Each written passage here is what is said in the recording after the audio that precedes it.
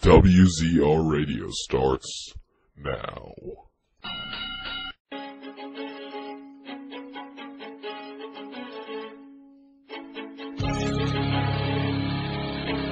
You can call into the show at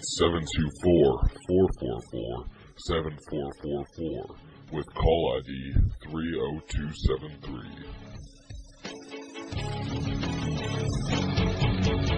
I'm coming up for air so I can check myself again and I stand moving to the man but sheltered. Now, here's your host, Ryan Clark.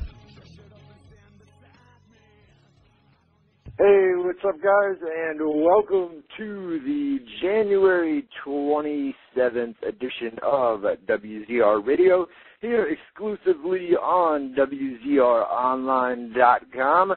I'm, as always, your host, Ryan Clark, and we're going to be here with you for about the next 2 hours.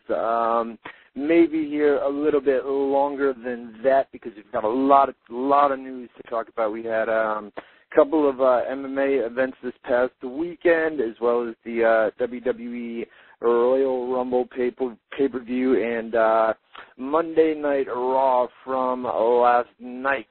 So, with that being said, we've got my co-host from Orange Park, Florida, Matt Boone. What's up, brother? Let's crack a lack, and we got a little radio thing to do here, huh? We got a little bit of a radio show to do, no doubt, no doubt. If that's the case, then I'm going to have to request that I please get a hey now. Can I get a hey now? Hey now. Yeah. No doubt. Hey, we got a lot this week, man. We had, like I was just saying, we had WEC on, Sunday.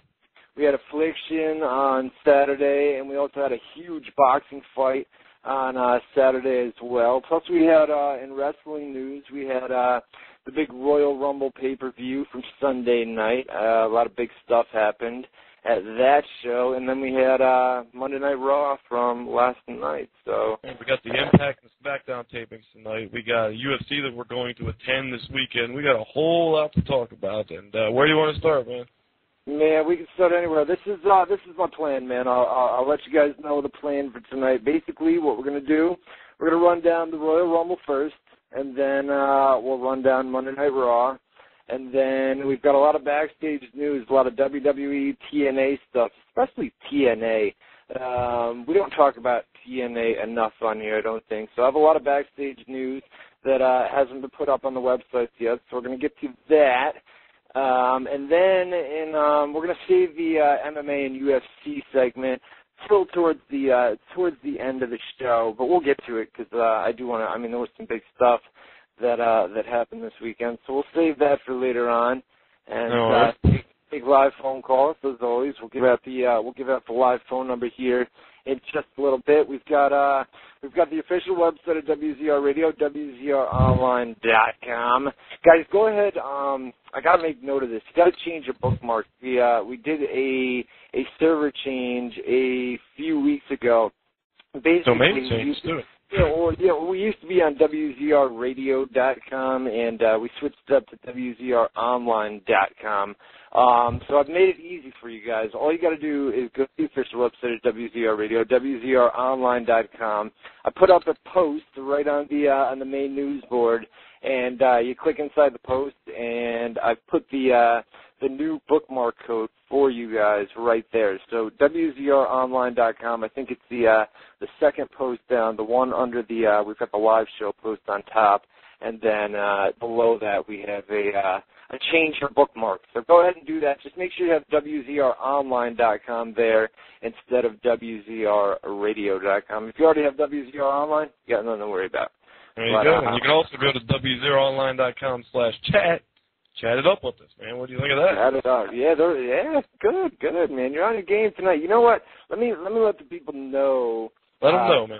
Now, you know what? Because I guess we don't have to get into this. I think you have a new job. You know, I guess we'll find out later at the week. But nonetheless, it looks like you're going to be recapping. You're going to be recapping like Monday Night Raw and ECW and SmackDown events, right? And so that means Yeah, and pay-per-views too. So that means you're going to be kind of forced, even though you're not the biggest wrestling fan, but you're going to be kind of forced to watch these TV shows to recap them. And last night I was dreading it. I mean, I was talking to you. I was like, oh God, I got to sit through 2 hours of the whole show, write it as it happens, and then talk about it tonight. And then I told you after I watched the show, I was like, not bad. I thought it was good. I like what's going on. The storylines are pretty good. Like I said to you, the last time I checked in and tried to watch an episode of Raw, there was so much, no offense, jobber stuff going on. Not a lot of important issues or storylines or characters that it was just painfully horrible to get through. But last night, everything was important on the show. I mean, to an extent, everything had a purpose, and it was pretty cool stuff. And, I mean, we'll talk about it more later, but I like the show. And we will talk about it. I mean, we're going to get into Raw here in just a little bit. See, I didn't think it was one of the better Raws. I thought the last few weeks prior to this, before the Royal Rumble, compare it to, but I'm just saying, right now it's not bad. It's not but it's not bad. Like I was telling you last night, there's some intriguing storylines. You know what I mean? They have some good stuff going. So, I mean, it's cool. So now that you're going to be recapping the shows when you're here, because I used to run down Raw and used to have absolutely no idea. I mean, other than from what I told you, what was going on. So Matty Boone is back to watching a little bit of pro wrestling now. And you can come on here and we can actually have some decent discussion about what happened last night on Raw and the Royal Rumble. I know you caught bits and parts of that as well, so we'll be able to get, it'll create. I can carry my weight now on the show. I'm not a useless turd sitting here while you chit chat about wrestling. I can contribute. Exactly, and that's much better for the show. So. Speaking of co-hosts, I know you're going to be here for a little bit longer. You're going to help me out. Always need me, brother. I'm here. Yeah, I know. You're a good guy, man. You always help me out. Whenever I need him, he always comes along and helps the co-host. So, but it's worked out so far. And I don't know. I'm going to look in 2009. I got a couple guys that I talked to. I don't want to bring up any names yet, but some real cool guys that would be interested. Some friends of mine. Old school guys, yeah, old school guys. Some friends of mine in the wrestling business. So we might bring one of them guys up here to host in 2009. But I haven't inked any deals yet, so I'm going to keep you here. And I still want you to come back as MMA and UFC every week. And you're still going to be here every week. It's just an extra thing for you to do on Tuesday nights. It could be a night off for you. You know what I mean? Yeah. But I appreciate you helping me out. So, anyways, we'll work on that. Richard Gray doesn't look like he's going to be here. You can email him about that and find out why. I'm not really sure myself, but nonetheless, he's not going to be here for 2009. Yeah, who cares? Like Matty Boone just said a few minutes ago, we had an Impact taping last night. We got the spoilers up on TNAWrestlingNews.com, our exclusive TNA website. T-plug. Nice. Not bad. All right. And then we have a ECW tapings we taped last night for tonight. They are on the main news board. If we do wind up going over, I got to tell you, I heard from somebody that was at the ECW tapings last night that this ECW show is I don't know what they do with this poor show. They just, it's where it's like a new talent initiative. That's what they called it with Teddy Long's thing, where he brings in new talent. But I heard that tonight's ECW is like ungodly bad. And big surprise. I read the spoilers last night on the website, and it didn't. Nothing. A lot of it doesn't make sense, and I don't know. If you're a fan of ECW and you want to check it out, go check it out tonight. But if we go over and you want to stick around for UFC and MMA, I can probably promise you that Matty Boone and Ryan Clark are going to be probably just a little bit better than ECW tonight. All right?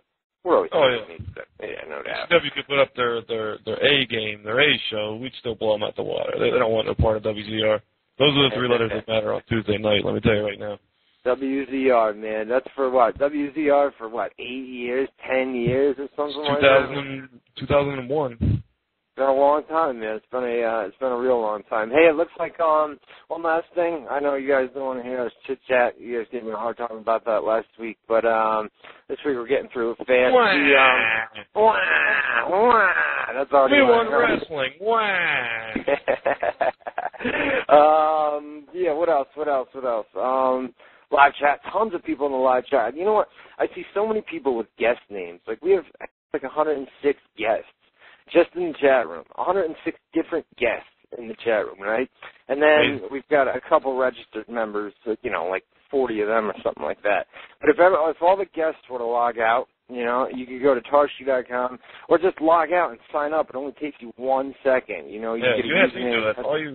You had me do it. All you have to do, you don't have to, not like sign up for a form where you sign up and you got to go to your email and get the confirmation and blah, blah. You just put a screen name in that you want to use, put a little password in, put your email in, hit enter, boom, you're done. The end. You're in there. It really is. It's so quick, guys. So just go there, just log out of the chat and come back in, register a username. Because all these guests, I mean, I'd like to know. Plus, when they call in later, we'll know their name, we'll be ready for them, we'll know where they're from, we'll have all that good stuff. And not only that, but I always do chat outs, you know, and if you're a guest, you know, I can't do it. I can't do guest. Shout out to guest 324. I don't think so. No, you gotta go register that name. Get over to the TalkShoe.com website and then register your name. We got a lot of new people from this TalkShoe website over in the chat room. I'll do chat out. They feature the show or something on the actual TalkShoe website, right? Because we're one of the bigger deals they have. Yeah, I think we're one of the bigger shows, so we get featured on their main website there every single Tuesday night, and that's where all these new people come from. But nonetheless, we appreciate them, you know, no doubt. Oh yeah. All right, what else? Hey, we're going. Me and you, we're going to Vegas, baby. We're going to Vegas. Damn right. This Friday, we're going to be heading out. We'll be there till Monday. We're going to be living like rock stars over there. A whole lot of stuff going on. Chris Angel, UFC. Super Bowl on Sunday. Speaking of, who you got for the Super Bowl this year, man? Who you got? Pittsburgh, Arizona. Who we looking at? You know, Arizona's good, man, because they got their wide receivers are like Anquan Bolden and Larry Fitzgerald. They got out there, like an awesome team. But I think Pittsburgh's just going to be too strong of a team. So I got to go Pittsburgh. It depends.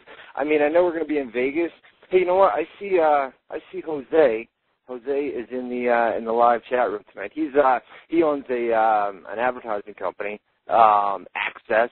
One of my top guys. So what's up? If you go back to the day, way back in the day, depending on how long these fans have been around, if you remember a little website called WrestleSite.com, that's Mr. Jose's as well. Oh yeah, that's right. You know what? He just brought that website back, WrestleSite.com. You guys should check it out. It's something new. It's kind of like a different designed website. It's not the same website. I mean, Pro Wrestling Scoops and the Wrestling Answer are kind of different too. But WrestleSite.com is it's his new site. So yeah, it's real cool stuff. You guys should check it out. It's cool to see him in there because he told me he was going to listen to the show. I didn't know if he was serious or not, but he's serious. That's good. All right, so Vegas, man, we're gonna have a great time this weekend. We fly out on Friday. I get back here late Monday. I think my plane comes back into Albany at about midnight on Monday night. So I'm actually gonna miss Raw, but I'm gonna be here. We're gonna be here next Tuesday. As long as I can get you Raw online. I can download it and give it to you if you want. Yeah, no doubt. We'll do something like that so that when I get back, I'll be able to catch Raw and still run it down for you next Tuesday. No, I mean, I'm not going to take a day off because a rough weekend in Las Vegas. No, not that. Well, yeah, it's going to be a rough. Maybe a little hungover on Tuesday, but what are you going to do? That's the cost of going to Vegas. No doubt. And we'll be back. I'll be back. Sorry, but I thought of like a C+ graded joke right now. They say what happens in Vegas stays in Vegas, but in our case, what happens in Vegas stays in Vegas, other than the hangover we bring back with us to our respective home states. You know what I'm talking about? There you go. And then not only that, but on the Tuesday night, on the day after we get back, we're going to spill the beans come WZR Radio. I mean, next Tuesday night we'll have tons of Vegas stories for you guys. So that'll be a lot going on. There's going to be a lot. It's a big weekend in Vegas because of the Super Bowl and the UFC. Chris Angel doing his thing. A lot of celebrities going to be in town. A lot of fighters are going to be hanging around. We're going to be at the MGM Grand, the actual hotels where we're staying, the MGM Grand, where the event's being held. So we're going to be around all the. We're going to the official BJ Penn after party at Studio 54. We got a lot of cool shit going on this weekend, man. It's going to be great. Yeah, we'll let them know more about the UFC event and what we're doing in Vegas later on in the show. Got a big snowstorm coming up here in Albany, New York. Boone told you about it before we went on the air. Something like 12 to 18 inches starting at midnight tonight and going through tomorrow and into Thursday. It's been a rough winter up here, man. It's brutal. That's why I got the hell out of there. I got one last story. I told you about the police last week and the AAA thing, how I couldn't use my AAA. One last story here, right? Yesterday I went out there. I've been working on my sister's car. Found out that the battery was broke, right? Put in a brand new battery. Go out there, start the car up, shut the door. Door's locked. Locked keys in the car. Oh. Had to call AAA. AAA came and got to take care of it. That's a bitch. You gotta hate when that happens, right? I hate it, man. That was my Sunday. That was Sunday right before the Royal Rumble, and on the Royal Rumble day too, man. That shit has to happen. But yeah, you got a lot of work to do. Yeah, I know. It's been crazy around here. Absolutely crazy with news, the Rumble, the UFC. Traffic's way up too right now, yeah. Traffic's insane. I'll tell you what. Over the last few days, I've made more money. I don't want to brag about how much money I make, but over the last few days, it's been great. Hey, thanks to Access, baby. Thanks to my man Jose, who's in the chat room. He's got a good company out there. He hooks me up. He hooks me up good. So that's good to see. Now that you've kissed his ass, what else we got, man? Yeah, right. All right. That's all the plugs I got. Get into the chat room, WZROnline.com/chat. Get on over there with chat out in a little bit. Tons and tons and tons of people in the chat room tonight. Now here we go. What do you want to start with? The Royal Rumble? Oh yeah, gotta go in order, man. Royal Rumble this past Sunday. What we got? Overall, top to bottom, school letter grade. What are we giving it? Overall, I thought it was a decent pay-per-view. What do we got? I give it a B. A B sounds good. Not bad. Hey, what do you got? I didn't watch it. Yeah, so. Yeah. All right. Well, you gave me bits and you were calling me during it, like you told me about the Matt Hardy turn or whatever in the main event, and I saw all the clips on Raw last night. So I'm familiar with what happened. All right, let's run it down. Top to bottom. We had Jack Swagger, who is the new ECW champion, defeated Matt Hardy. The end of the match, this is a decent match to start off the pay-per-view. As much as I hate Swagger on the mic, he's brutal to watch. But his in-ring work. For a guy that came up from Florida Championship Wrestling not too long ago, they must like his size. We've talked about that in the past. He's a big guy, and I thought the match itself to start off the Royal Rumble, that was a hot crowd in Detroit all night long. They were popping for everything, and I'll tell you what, Rob Van Dam's return was one of the loudest pops that I've heard. That was Is he back full time now, or what's the deal with him?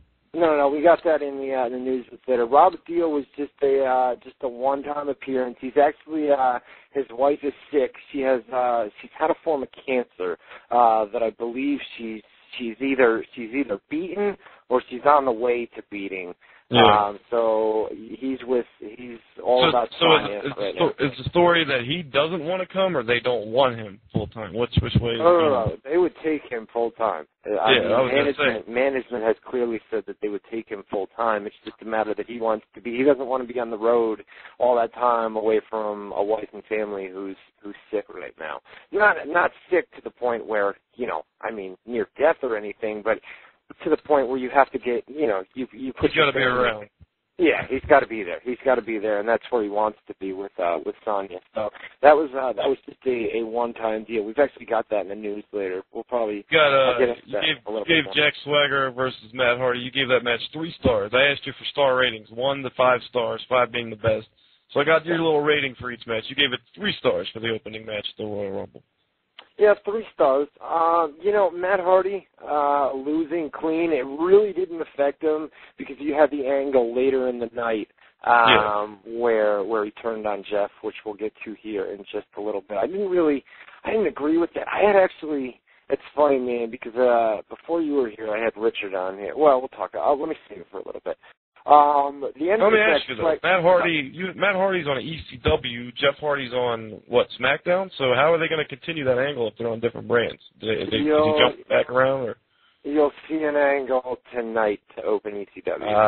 All right. If you guys don't want to, turn your speakers down real quick. If you guys watch ECW, you don't want to spoil it because I'm going to spoil something right now. Just turn the speakers down now. All right. At the beginning of ECW tonight, Matt Hardy comes out, cuts promo, and asked to be released from ECW so that he can go over and join SmackDown, and Teddy Long grants him the release from ECW. So now ECW has no stars. Now ECW has no stars. They have Mark Henry. Mark Henry is their top guy. So, yeah, I mean, Matt Hardy, I mean, yeah, I don't know. I got to say that. I got to say the Matt Hardy Jeff thing for later, because we had all thought it was Christian, and he came in. All right, at the end of this match, Swagger counters a twist of fate attempt by Matt, and then he dodges a side effect, tosses Hardy in the ring post in the corner. Hardy goes limp.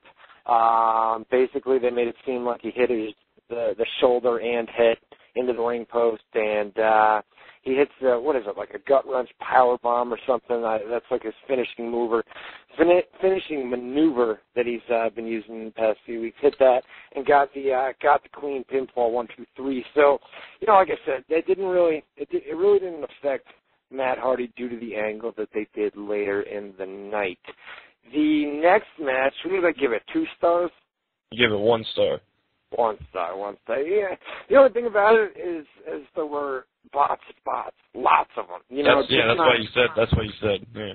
Yeah, just not 1 or 2 of them. I mean, it was actually they did one hot spot where God, I don't know how to describe it. You would have to see it. Melina had she was using her own leg, like Beth Phoenix was using Melina's own leg to kick her in the back of the head.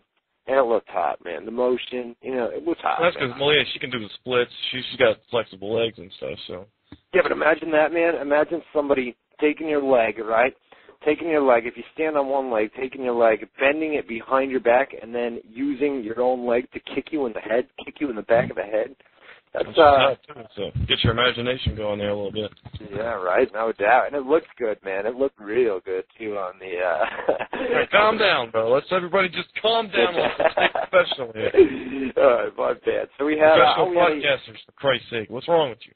Hey, we had a new women's champion with Melina over Beth Phoenix.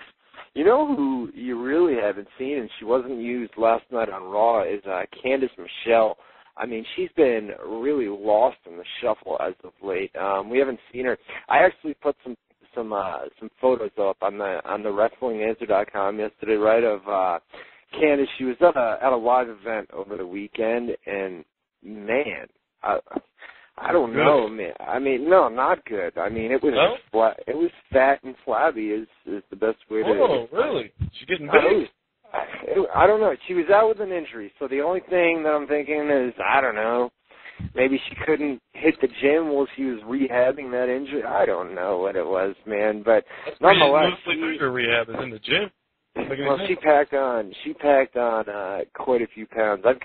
If you go to the WrestlingAnswer.com/specials, another cheap plug there, right? Yeah. You can it's the top news post there, and you can see some new photos of Candice from over the weekend, and it's not pretty, man.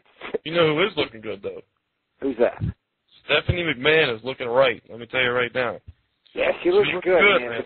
Listen, look, man. I mean, there's a lot of makeup, though, man. You know there's a lot of makeup on that. Come on. I don't care how much makeup she wears. She still looks good. She looks real good. Yeah, I've always been a big Stephanie fan. She's hot. I like her. Always have. I'd like to see her without all that makeup. Just a regular Stephanie McMahon with all the divas. What do you want to see? I think the only one is Kelly. I mean, I think she would be all right. She'd be all right with no makeup. But anybody she's like else, 12 years old. She's gonna lose her looks of it. She'll hit the wall eventually. You ever seen Pamela Anderson without her makeup on? Oh my God, yes, on TMZ all the time. It's terrible, brutal. She still looks good to me. I'm just saying, women wear makeup. No, why would you want to see Stephanie without her makeup on? That's true. It's like girls say, "Let me go put my face on." You don't want to see them with their face off. That's gross. That's true, but you don't want to see a second face either, you know what I mean? It's like two faces without, you know what I mean? All right, whatever. Jesus Christ.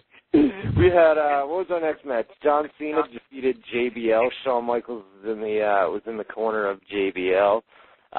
What happened here? HBK got involved in the match towards the end. He hit JBL with the Sweet Chin music, and everybody popped huge. Oh, you said he came in and stared them both down like, okay, what's he going to do? And then he hits JBL first, which is supposed to make everybody think one thing, and then, of course, you can continue from there. Yeah, and Cena sold it good, man. I mean, he did this smirk, almost like, yeah, man, that's what I'm talking about. That was the right thing to do. And then Shawn leveled Cena with a sweet chin music kick as well. The end of the match came when what happened? Shawn grabbed JBL and put his arm over Cena's body and then walked, headed towards the back. Another referee came down, right, and counted one. Tried to count to 3, and Cena kicked out, got a shoulder up, and then JBL came in with a clothesline. Cena ducked it and hit an FU and got the win, retained the title. And then they continued that storyline over on Raw last night. Well, they continued it, but they didn't acknowledge it. JBL didn't acknowledge the fact that Shawn Michaels, turned on him or whatever. Unless that's something they do regularly, I don't know. No, they did a small backstage segment that I think we missed. I don't think I put it in the show file because I know that's what you read. Did you? Well, no, you watched Raw last night. They did that backstage segment where JBL came up to him and said, "Last night, man, you messed up. Tonight's your last chance." Oh, okay, yeah, I do, but I didn't know what it was about because I didn't know what happened at the Rumble until now. So that makes sense now. I got you. Yeah, so I think they did do that. That match 3 stars, by the way. Cena and JBL at the Rumble. 3 stars from Mr. Ryan Clark. 3 stars due to the fact, the ending and the spot where Shawn got in the ring and hit the double super kick on both guys. I think that bumped it up to a 3-star match from me. The in-ring work. With JBL in there, you're not always going to get the best. You know what I mean? Cena Well, Cena's been okay. Cena's been on his game as of late. They did Cena versus Shawn Michaels just a couple weeks ago. They did it last night on Raw. But that's Michaels, man. Michaels is still the man. I'm telling you, I was watching that match last night. He can still go better than anybody in the business, dude. He's good. He's real good. Without a doubt. He looks awesome, man. He looks better now than he ever has. You could argue that. Yeah, but he didn't have as many good people to work with back in the day. It was Bret Hart, and then it was like giants like Yokozuna and Diesel and all those guys. But, Yeah, that's true. And then on our last title match before the 30-man over-the-top Battle Royal Rumble, we had Edge defeated Jeff Hardy. This I want to talk about here for just a little bit. Vicky Guerrero came down and got involved in the match. Matt Hardy ran out and threw a steel chair in the ring to Jeff, and it looked like they were going to give Edge the concerto, because Edge and Christian used to do that back in the day, and you could see this coming from a mile away. We actually had put it out on the website. I heard from somebody earlier in the day. I heard it from a fan earlier in the day that Rob Van Dam was backstage. Couldn't confirm that until later on in the night. Still got it up before the Royal Rumble, and then something that I had talked about, a couple months ago here on WZR Radio when Richard was here, I had said that, I had expected Matt to be the one that was going to turn on Jeff, and then they would set up a Matt Hardy versus Jeff Hardy match at WrestleMania. That's obviously the angle that they took.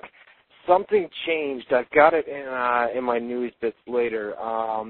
It was Thursday. I think it was Wednesday or Thursday of last week, because they had taped SmackDown. They taped 2 weeks of SmackDown 2 weeks ago, all right? And the second set of SmackDown was centered around, they had all the announcers saying that Triple H is going to enter the Royal Rumble number 1. Was he going to be able to make it? Vicky put him in the Royal Rumble match number 1 to try to screw him, right? So they edited all the commentary on SmackDown. Changed the Royal Rumble match, changed the Edge versus Jeff Hardy match, and changed the whole Christian angle, because they had gone back and forth between. I had never gotten the Matt to turn on Jeff confirmed, but it was always in the back of people's minds. You know what I mean? It was always there. It was always possible. And that's why I liked it. I don't know. I'm changing my tone from a couple months ago, because I had said, Hardy versus Hardy at WrestleMania would be a great match. I'm not saying that the match itself isn't going to be great, because those two will put on an awesome show. Maybe you throw in a ladder or something. Or even if they don't do a one-on-one contest, there's the possibility where you would have Matt Hardy and Edge team up, okay, they would be a team, and then you would have Jeff Hardy and Christian be a team. So you would kind of switch it up a little bit, you know what I mean? And then you could do a tag team match at WrestleMania, maybe throw in the ladders or the chairs or the tables. I mean, I don't have any of that confirmed. I like that, but then you also want, I mean, your money match, your eventual money match is Hardy versus Hardy. I mean, everybody, the more they push this angle, I mean, Hardy, that's what they're going to build up to. They've never really done that, like, thoroughly, but, I mean, they did it once when they first split up the tag team, they did it, but they didn't really run with it. They did, like, a little match on Raw, I think, and then it didn't go anywhere. This might be the first time they're really going full throttle with the Hardy versus Hardy angle, unless they've done it in the last year or two that, I wouldn't be watching. Yeah, no. I mean, this is the first time, Hardy versus Hardy. They've really never done anything big like this. And now that you've got, Matt's going to be a permanent fixture over on SmackDown, and he's going to be involved in the angle. As far as Christian, man, for this guy, I really, really hope that they do put him in this angle. And I think he's still going to play a part. If you were to ask my opinion, I believe that he's still going to play some sort of role in this angle. If he doesn't, what does that say about the future of Christian? And this also goes to show that if Christian is not a part of this angle, what does that say about Vince? That lets you know, and Vince has never been a huge fan of Christian back from his days, where he was there before he went to TNA. He was always kind of a mid-card guy. Is it that Vince McMahon second thought it and says, hey, maybe, I don't want to push this guy. Maybe this guy has to come in and they need to see what the fan reaction is to this guy first before they put him in some major angle? The people in Detroit, there were chants during this match of, we want Christian, loud chants, you know what I mean? But that's Detroit. That's a smart market, you know what I mean? Well, that's straight, that's right below Canada, too, so he's Canadian hero or, superstar or whatever. Yeah, and that's all. There's that call waiting, man. Somebody's always got to call me during the live show. Whatever, right? All right, you gave this match 4 stars, by the way, Edge versus Jeff Hardy, with Edge getting the WWE title. Great match overall. I love the finish of the match. The big swerve. That was cool. It looked cool on the clip they showed on Raw. Like Matt Hardy, stand like the same way. Shawn Michaels does that when he does like a dastardly act. He'll just stand there and stare. Matt Hardy did that pretty good. It looked cool. Yeah, no. It was, great match to lead us in to the 30-man over-the-top battle royal. The crowd, the only one last thing about the title match there, Edge and Jeff Hardy. One last thing about that was, actually, you know what? I drew a blank. I wanted to go back to something, and I'm going to think of it in a second here. I'll think of it. Think of it. I'll think of it. Anyways, screw it. We'll just pass it up. Randy Orton wins the 2009 Royal Rumble. Oh, the last one, the Edge Jeff Hardy. You could see it coming from a mile away. You could see the swerve coming. As soon as Matt Hardy came out there, you knew that Matt was going to hit Jeff with the chair, and the crowd just was absolutely stunned. You know what I mean? There was just, people's faces were just, wow, what's plus you got the whole dynamic with Matt Hardy and Edge, where Edge stole his girl Lita, and now he's helping Edge win the title over his own brother. And what are you gonna do? We'll go on to WrestleMania. We'll see where they take it. Hopefully, Christian could come in and somehow be involved in this angle, and we'll see where they go with it. All right, here we go. The 2009 Royal Rumble. The Royal Rumble. Let me put it to you like this. It was good, but there was nothing in it that really stood out. You know what I mean? You gave it 4 stars because you said you wouldn't give it 5 because there was nothing really dramatic. It was just a good match. Good, you liked the Royal Rumble as a match itself.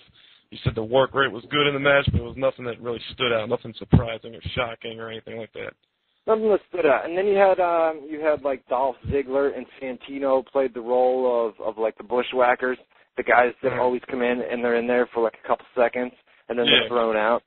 Santino, I think they said on Raw, the first time for him was 1.9 seconds, which is a new record. They're going to beat that record every time they can. Now it's 0.8 seconds. Now it's 0.7 seconds. So, Boy, man, I don't know. You know, it was 2 seconds before. It was 2 seconds. That was the previous record. 1.9. I mean, he was out of there pretty quick. I don't know. I mean, if you're going to do it below 1.9, you've got to be quick, man. I mean, he was quick getting out of that ring, and it was funny. I mean, it got a laugh from everybody. It came down to what the Royal Rumble came down to. The Legacy was in there, along with Triple H. Wait. Who drew number 1 and number 2? It was originally going to be Triple H, but now was it Triple H? Rey Mysterio was number 1, and John Morrison was number 2. I believe Triple H was 8. I want to say 8.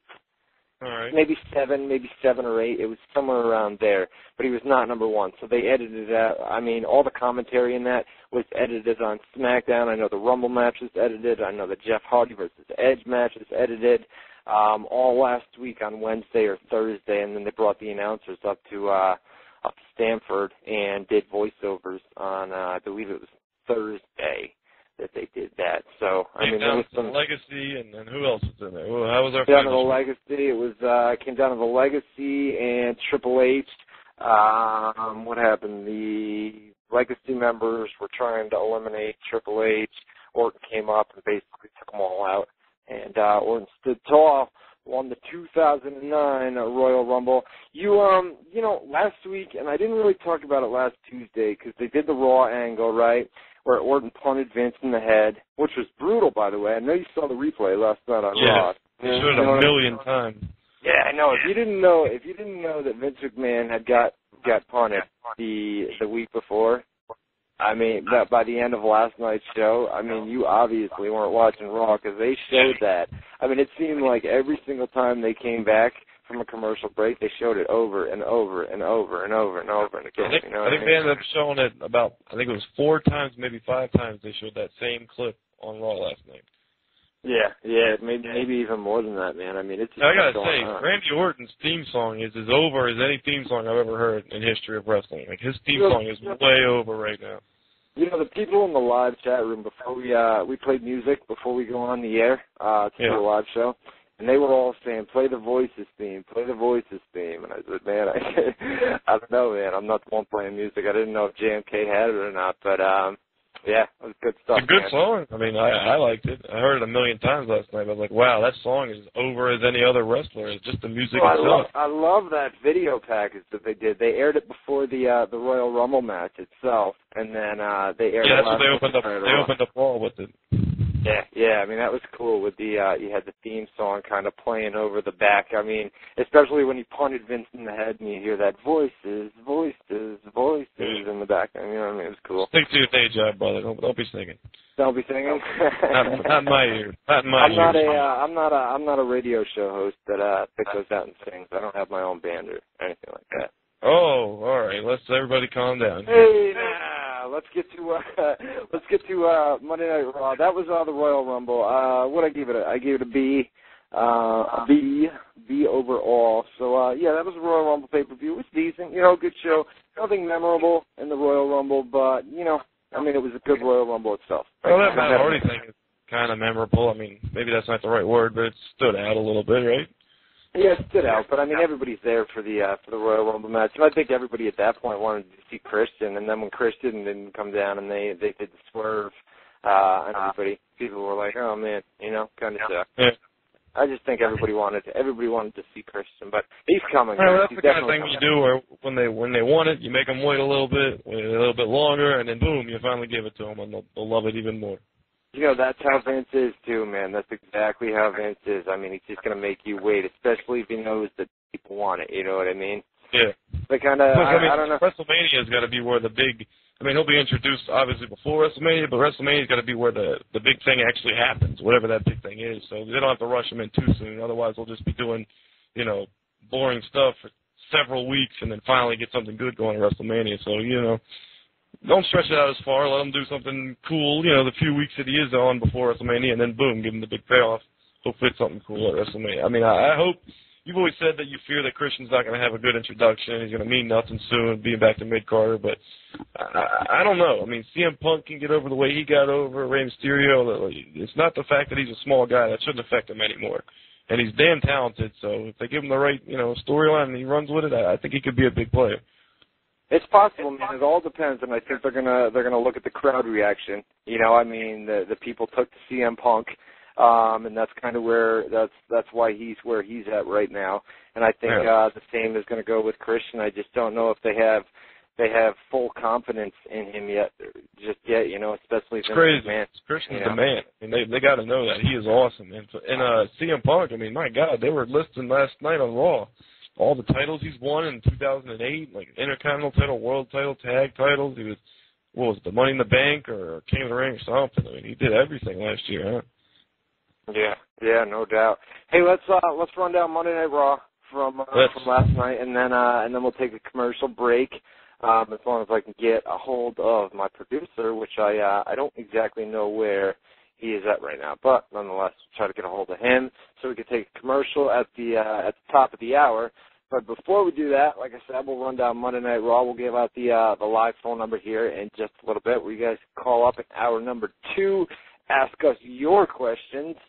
You can get to our live chat room at WZROnline.com /chat. Once again, WZROnline.com /chat. Get on in there. We have a ton of people in there tonight. More than any other night, to be honest with you. This is some record traffic tonight. So no doubt, get over there, WZROnline.com /chat. All right, here we go, Monday Night Raw, man. Monday Night Raw, top to bottom. What do we got? What grade are we giving it, man? I'm gonna. I gotta go with like a B+.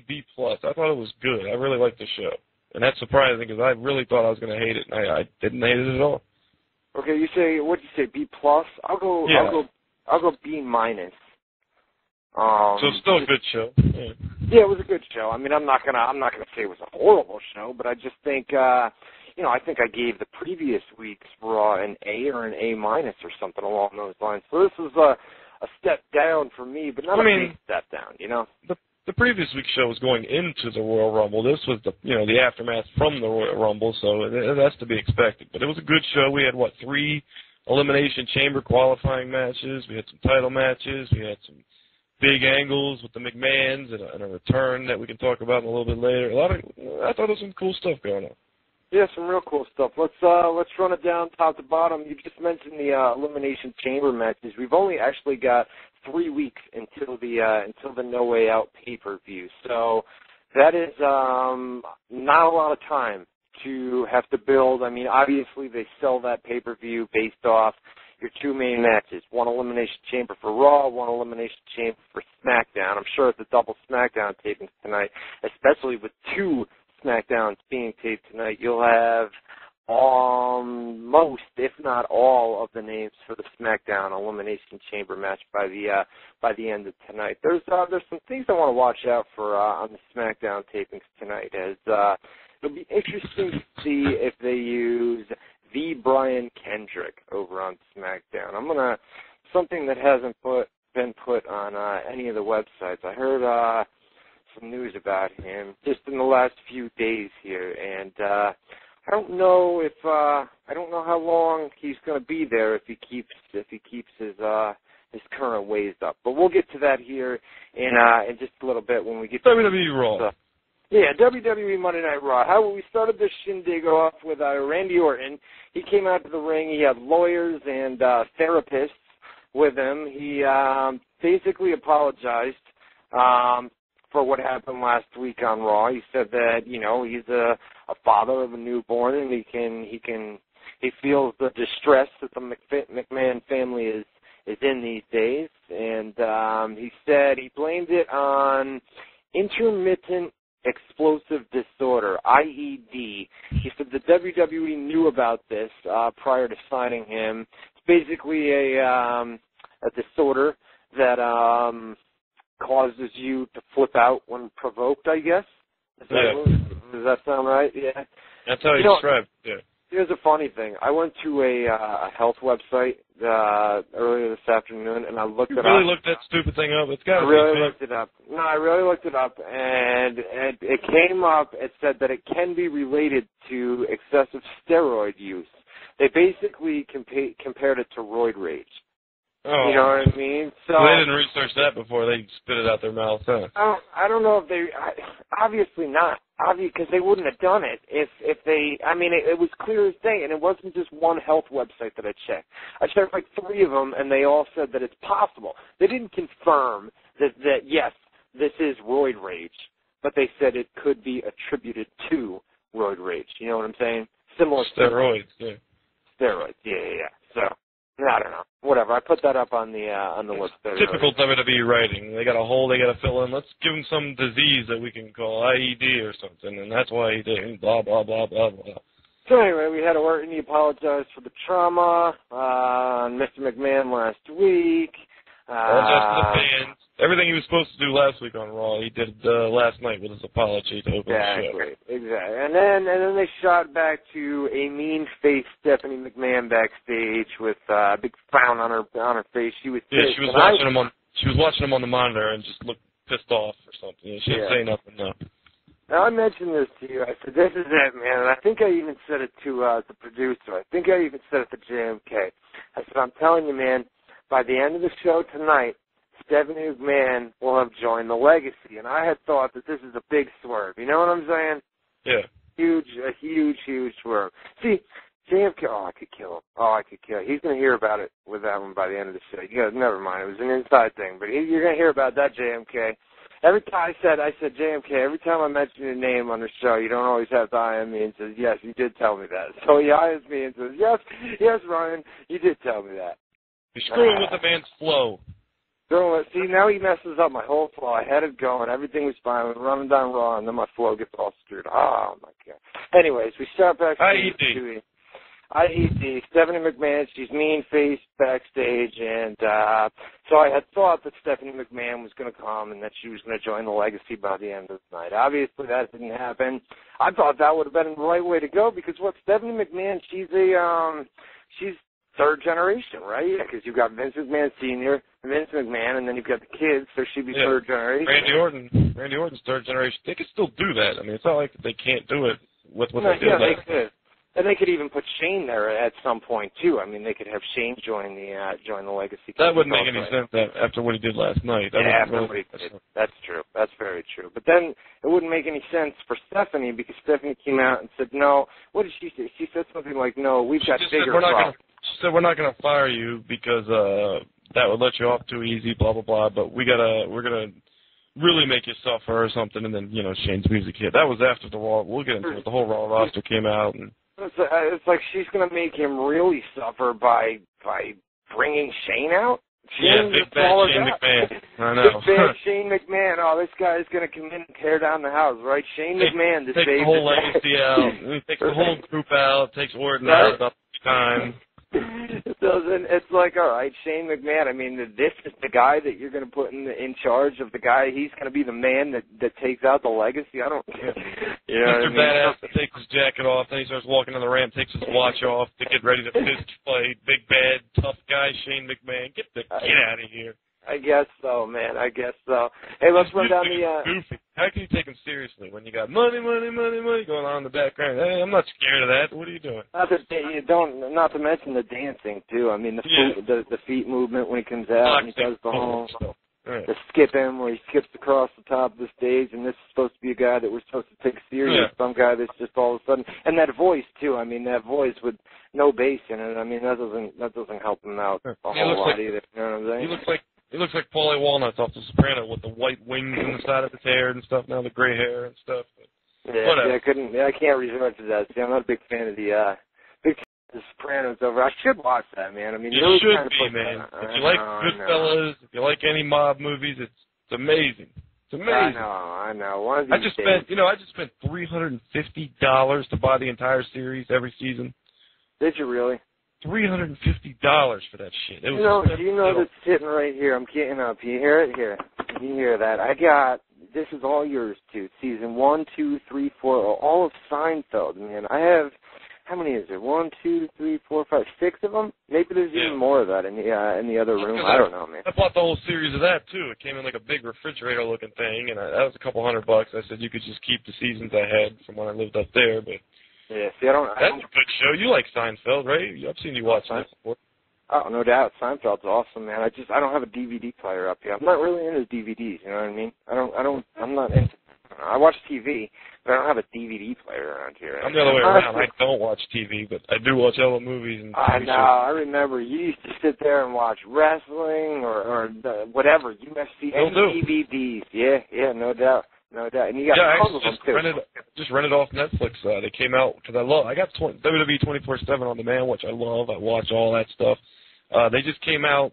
They do like an original series on that channel on demand. It's called Legends of Wrestling, where they actually, it's like a shoot kind of show. They have, like Jim Ross, Michael Hayes, Taz, or Mick Foley. They have like a bunch of wrestlers and wrestling people, and they just talk about like subjects. Like, okay, this week's subject is the Monday Night Wars. And they'll just talk about all the real stories that happened during the Monday Night Wars. It's real cool. They came out with a bunch of DVDs. They actually promoted it on I think it was on Raw last night. And they promoted all the DVDs that they're coming out with now. And I immediately went to Netflix and started renting them. So I'm looking forward to those. I just read something. You won't care about this. But you know how everybody's getting laid off of jobs these days? You know, I mean, it's terrible. The economy's bad. 2 companies that are up by 25% in the fourth quarter are Netflix and McDonald's. Huh? How do you like that? Hey, yeah, right.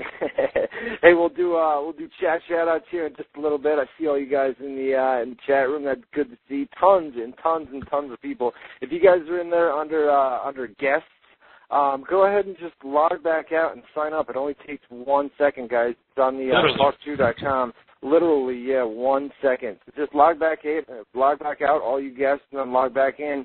And get yourself a username and show up every single Tuesday night from 7 to 9 Eastern Time here on WZROnline.com. For all you guys that want wrestling news, lots of exclusive backstage wrestling news and rumors, you can go to WZROnline.com, and we update that website all day, every day on the hour. So tons of news over there. And I see Jose in the chat room.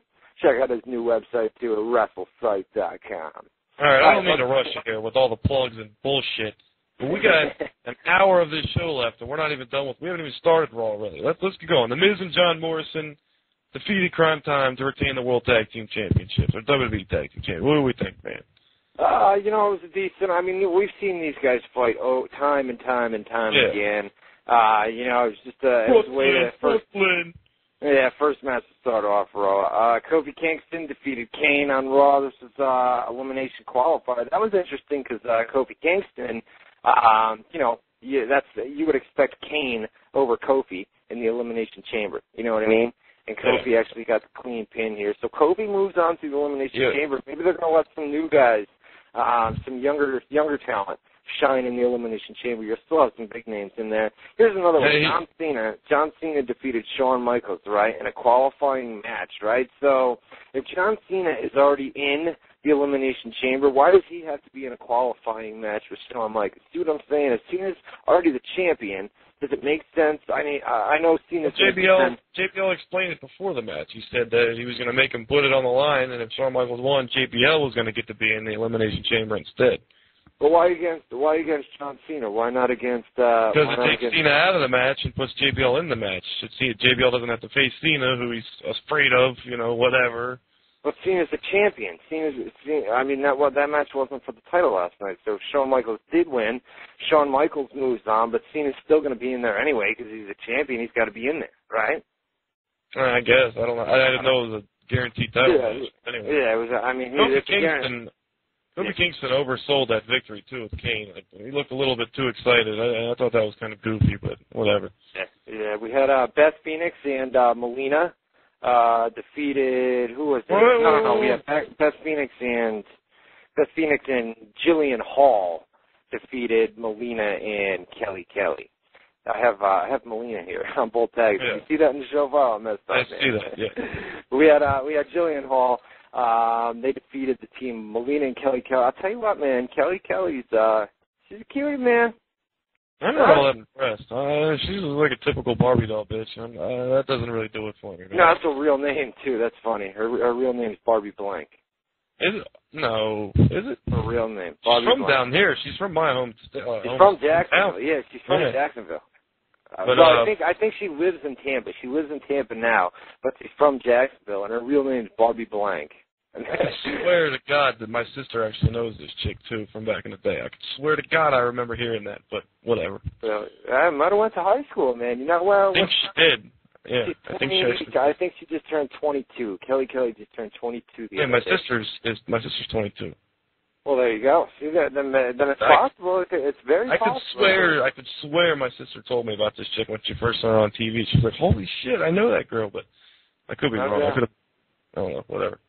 Hey, we had Rey Mysterio defeated William Regal, another advancement into the Elimination Chamber. So Rey Mysterio advances on here. You know, I like this match. You know, William Regal, it's funny because a couple weeks ago, William Regal came out in an interview, right, and he says, I wish they would put me in the ring against guys like CM Punk and Rey Mysterio because they work a style that I can work with, right?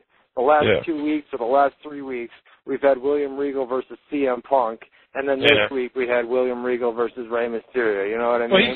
Well, he's ass buddies with Triple H, and he's a McMahon pet, so he kind of gets what he wants, I would think. His hair looks retarded, by the way. I don't know what's going on with that. Regal's a guy that, well, you never want to say never, especially with the talent cuts of a couple weeks ago. I mean, guys like Sergeant Slaughter, I mean, that one really, really shocked me. And just some other guys, some other agents took me off guard, too. Guys that I thought were going to be there for quite a long time. But William Regal's one of those guys that I think he's going to be around real good. I mean, he's a guy just like Jericho. Jericho's a guy that is known to people and that I've been told is a guy that's really in with the McMahons. I mean, the McMahons really take after Jericho. Is another one. And CM Punk's another one that Vince just thinks, you know, the no drugs, no alcohol, and that's real life stuff, man. JBL too. I mean, JBL was taking Mr. McMahon's private jet around before, you know, so he's in good too. He ain't going nowhere. But Sergeant Slaughter isn't too surprising. I mean, he was definitely a top guy, you know, as far as a wrestler and an agent or whatever. But he's actually screwed the McMahons over in the past. He held them up for money before WrestleMania and refused to go to the ring if they didn't pay him more, and then they fired him afterwards. So they've had controversy with Slaughter before. Yeah, no doubt. I mean, there's guys that are, they're in close with Vince, and Regal's just kind of, another one of those guys. Hey, let's run down the last segment on Raw, the closing segment from last night. Right. We already talked about it a little bit. What's up? Chris Jericho and CM Punk was another Elimination Chamber qualifier.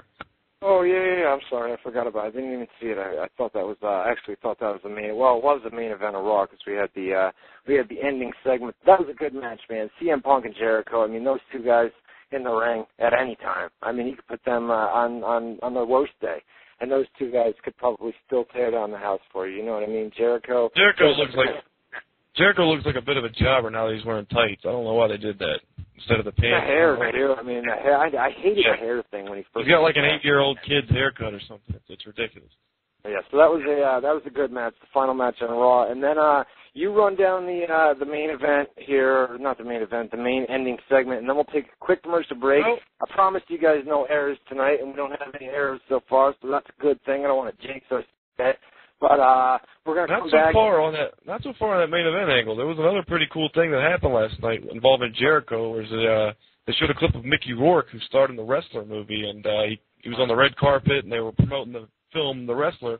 And I guess on the red carpet, he called out Chris Jericho, and Jericho made a big deal about how it's one thing to play a wrestler in a movie, it's another thing to get in the ring with a real wrestler, and it looks like they were trying to build up something with Jericho and Mickey Rourke heading into WrestleMania or something. I actually have that in the news later. I was going to come back. Well, you got it here in the Raw stuff too. Yeah, they are going to do. It is going to be Mickey Rourke versus Chris Jericho at WrestleMania. Really? Yeah, Rourke actually signed on for that last week. I have it down a little bit lower in the news. When we come back from break, we're going to get into that. But that match is going to take place at WrestleMania. It's going to be Jericho versus Mickey Rourke, and that is now confirmed. I confirmed that earlier today from someone. So we've got that. Now we'll talk about that here in just a little bit, along with the Kendrick thing that I wanted to talk about. Got a lot of news, and then phone calls, UFC, MMA. I said we got about an extra 30 minutes tonight, so we can go to 9:30 if we need to. But I wanted to at least get in some of the MMA during the final hour here, and we'll get through a lot of news, a lot of TNA news as soon as we come back from the break. But Last thing, you saw this ending segment. I was actually doing the Raw play-by-play, same thing you were doing. But what do we have here, man? We had Stephanie McMahon came out and basically called out Orton. And I'll let you take it. Orton came out after that, excuse me, and came in the ring and asked if Stephanie really wanted to go through with this, with firing Randy Orton, and said if she did, she would be subjecting herself to a nightmare. And his lawyer took the mic again and then pretty much said the same thing, that she shouldn't fire him because there'll be extreme consequences. And Randy Orton went on to say that if she fires him, he'll sue, et cetera, et cetera. And Stephanie answered that was a threat really quickly, you know, trying to be like Mr. McMahon. But Randy Orton hit back and said if she fires him, he'll sue and he'll have WrestleMania shut down this year, so they won't have a WrestleMania, and he'll even take the whole WWE down with him. And after that, the whole Raw roster came out. And, that was cool. I liked when the Raw roster came out. I mean, that added some flavor to it. You know what I mean? Yeah. The Raw roster, they weren't going to stand for it. You know what I mean? Yeah. Like, hey, this is our WrestleMania. You ain't screwing it up for us, and blah, blah, blah, blah, blah. But anyways, he said he doesn't care whether or not the entire Raw roster has a WrestleMania. If he gets fired, he's taking everybody down with him. And after that, Stephanie McMahon, they went face-to-face, and she said she's not going to fire him, and she had bigger plans for him. And with that said, Shane McMahon's music hit. He came out, looked pretty pissed off. The entire Raw roster was at the top of the stage, split in half, like part of the sea for him to walk through. He took his sport coat off, then he started walking down the ramp looking mean-faced, you know, took his watch off, put it in his pocket, hopped in the ring, stared at him for a good 10, 20 seconds, and then just charged at Orton, started going ape shit on him. Let me ask you this: how weak, like how I don't want to say weak, but how exhausted did Shane McMahon look at the end of Raw last night? I mean, it looked like by about the fifth time where they had him separated, and then Shane was going back and running them. It looked like Shane was so beat down and he couldn't throw another punch, man. It looked like he was so tired. It looked like he was about to die. It was crazy. Well, he comes out way too hard when he does that stuff, and he might need to hit the treadmill up a little bit more because he was definitely gassed after all that. But man, I don't know. It kind of looks goofy with Shane McMahon, like we already talked about earlier, being the big bad tough guy, and they got Orton and the entire Legacy faction, which is like a top angle and the champion and the top stars and all that, and they're just completely jobbing out to Shane McMahon of all people, who isn't even a wrestler, who doesn't look intimidating, he isn't big. And like you said, he even looked like an old man who was deathly tired after it was all over. But yeah, that was how the show. They kept splitting them up. They kept splitting them up, and Shane kept going back after him. He kept getting the better of him, and that's Raw pretty much went off the air with Shane McMahon just staring, and because the Legacy got Orton out of there, and Shane was just staring them down and wanted more of them and said, "Get back out here, and I'm not done with you yet." And the show went off the air. Here's the thing about it is, Vince is going to be back in a couple weeks before Mania, right? So you're going to have Vince, Stephanie, and Shane all back on TV before Mania, and we've had ratings that have dropped, and they've dropped over the past year, steadily dropped, or remained even. But they went down to a 3.2, 3.1 there, even a 2.9 at one point, I think it's when all else, Raw was, in probably, I don't know, September. I think they drew like a 2.9 or something, man, not long ago. And now it's back up to like a 3.7, you know what I mean? I'm not really sure what the Raw rating is this week. We'll probably have it out either late tonight or tomorrow once I get to check the ratings data figures. But when all else fails, it's like, hey, bring back the McMahons, you know what I mean? And I think, so you've got, they could still do Stephanie McMahon to join the Legacy at some point either. We'll just have to wait and see, where they go with it. And it'll be interesting. I really want to see what they do with SmackDown tonight with the Matt Hardy Jeff angle and see if they continue, if they're gonna throw Christian. I don't expect Christian tonight at the double SmackDown tapings, but I think it'll be in the near future here. I hope they save it for No Way Out, because that'd be sucking. That'd be really shitty. Pardon my French. If Christian's debut was on a tape show where everybody could read what happens, like the surprise element's not there if he's coming. It would just be better to do it on a pay-per-view since he's not going to be on the Raw roster, which is the live show, Yeah. Hey, we got a lot of backstage Royal Rumble news and notes. We're going to take a lot of phone calls here in hour number 2 as well. We got a live chat room at WZROnline.com /chat. You guys are listening to WZR Radio with Matt Boone and Ryan Clark. We'll be back right after this.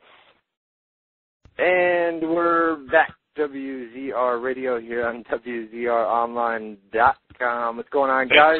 Here for hour number 2. Got Matty Boone here with me. Matt, what's up, man? You got to say hello again, or? No, I had to say hello. He didn't. I was looking in the chat room. I wasn't unmuted. I mean, me and you. We got to say what's going on. How you doing, Ryan? How you doing? We already did all that. We know how we're doing. Let's talk about some news. Yeah, man, we got a lot of news to get to. I'll tell you what, we'll just run it down real quick because I do want to take some live calls to try to get through a lot of news here in about 10 minutes, right? And then we'll take some live phone calls for the rest of the night and run down UFC, whatever anybody wants to talk about. We'll leave the final half hour of this shindig for that. Sound good, man? Yeah, maybe give out the number now too. You actually have people calling the old New York number. All right, let's do it. The number to call us, guys, if you're in the live chat room at WZROnline.com/chat, you guys can get the information right there at the bottom. The number to call in is 1-724-444-7444, and then it will ask you for a call ID, and you enter 30273 followed by the pound key. And that is the way to call. You can get that information, like I said, at WZROnline.com/chat. So give us a call. You guys are put inside a queue, and we'll get to you in the order that your phone call is received. So once again, 1-724-444-7444. Call ID number 30273 followed by the pound key. Call us up, and we'll take your calls in a little bit. Here we go, Boone. Backstage news. We just got done talking about the Royal Rumble. We'll give some backstage news and notes from the Royal Rumble. An interesting bit here is John Cena has been pulled from this week's Raw House Show tour. I don't know why. I don't know if maybe he just requested a weekend off or what, but he's not going to be on this weekend's house show. He was supposed to fight or supposed to wrestle Chris Jericho, and those plans were changed. It's now Rey Mysterio versus Chris Jericho in a 2 out of 3 falls match. So Mysterio took the place of John Cena for at least this weekend shows. I don't think there's any injuries or anything like that. I think it may just be a weekend off for him, maybe a prior. He's doing promotional stuff. You never know. He's a promotional hound. So. Oh, I'm choked, man. Help me. Stop talking then. Hey, we're going to get into some more news when Mr. Clark here clears his throat problem up. Woo! Choked on my Somebody cue the Jeopardy team. Man, that was brutal. That was a bad one. All right, more backstage. Yeah, I'm back. I'm trying, man. More backstage Royal Rumble notes. Like I noted earlier, plans were changed last week. I believe it was Wednesday or Thursday. Shut up. I believe it was last Thursday or I believe it was last Wednesday. I think it was Thursday, though, was the actual date that they changed things, and they brought in the announcers to Stanford up at Titan Towers and did the commentating changes. They changed. I know for a fact that they changed the Edge versus Jeff Hardy match as well as the Rumble plans. Randy Orton was originally supposed to win. Just the order of eliminations and things of that nature were changed late in the week, last week. You said the SmackDown announcer said to do the voiceovers over again. It's not that important, so I won't make you spend a lot of time on it.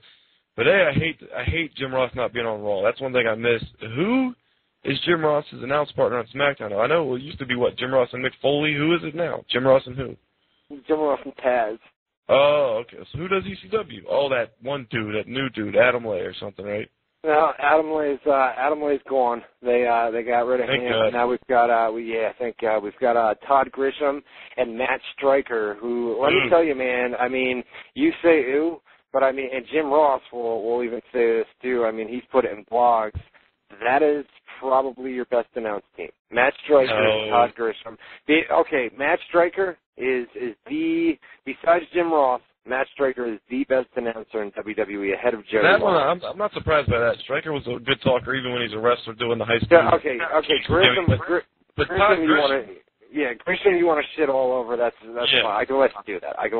But as far as Striker is concerned, he is great. And one thing about him is he studies. You know, he brings up things like the history of the arena, and he throws these things in there, just random facts from like 20 years ago, or this guy sells this title. Too, so. Yeah, but this guy goes out, must read the script backstage, and then must get on a computer or something and really research before he goes out there, just hours before. And you can really tell that this guy does some serious searching when he finds out.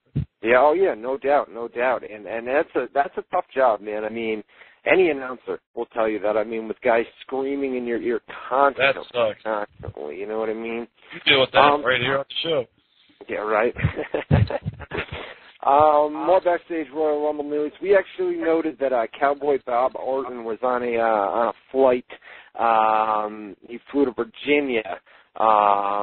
He was not on a flight to Detroit as we had originally reported. There were reports that he was on his way to Detroit and he was going to attend the Royal Rumble, or he was going to be backstage. He actually worked an indie show in Danville, West Virginia on Friday night.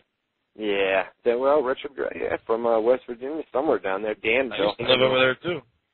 Yeah, that's right. West Virginia? I lived in Romney, West Virginia, yeah. Oh, no doubt. I thought you lived in Baltimore. I lived in Baltimore, Maryland as well.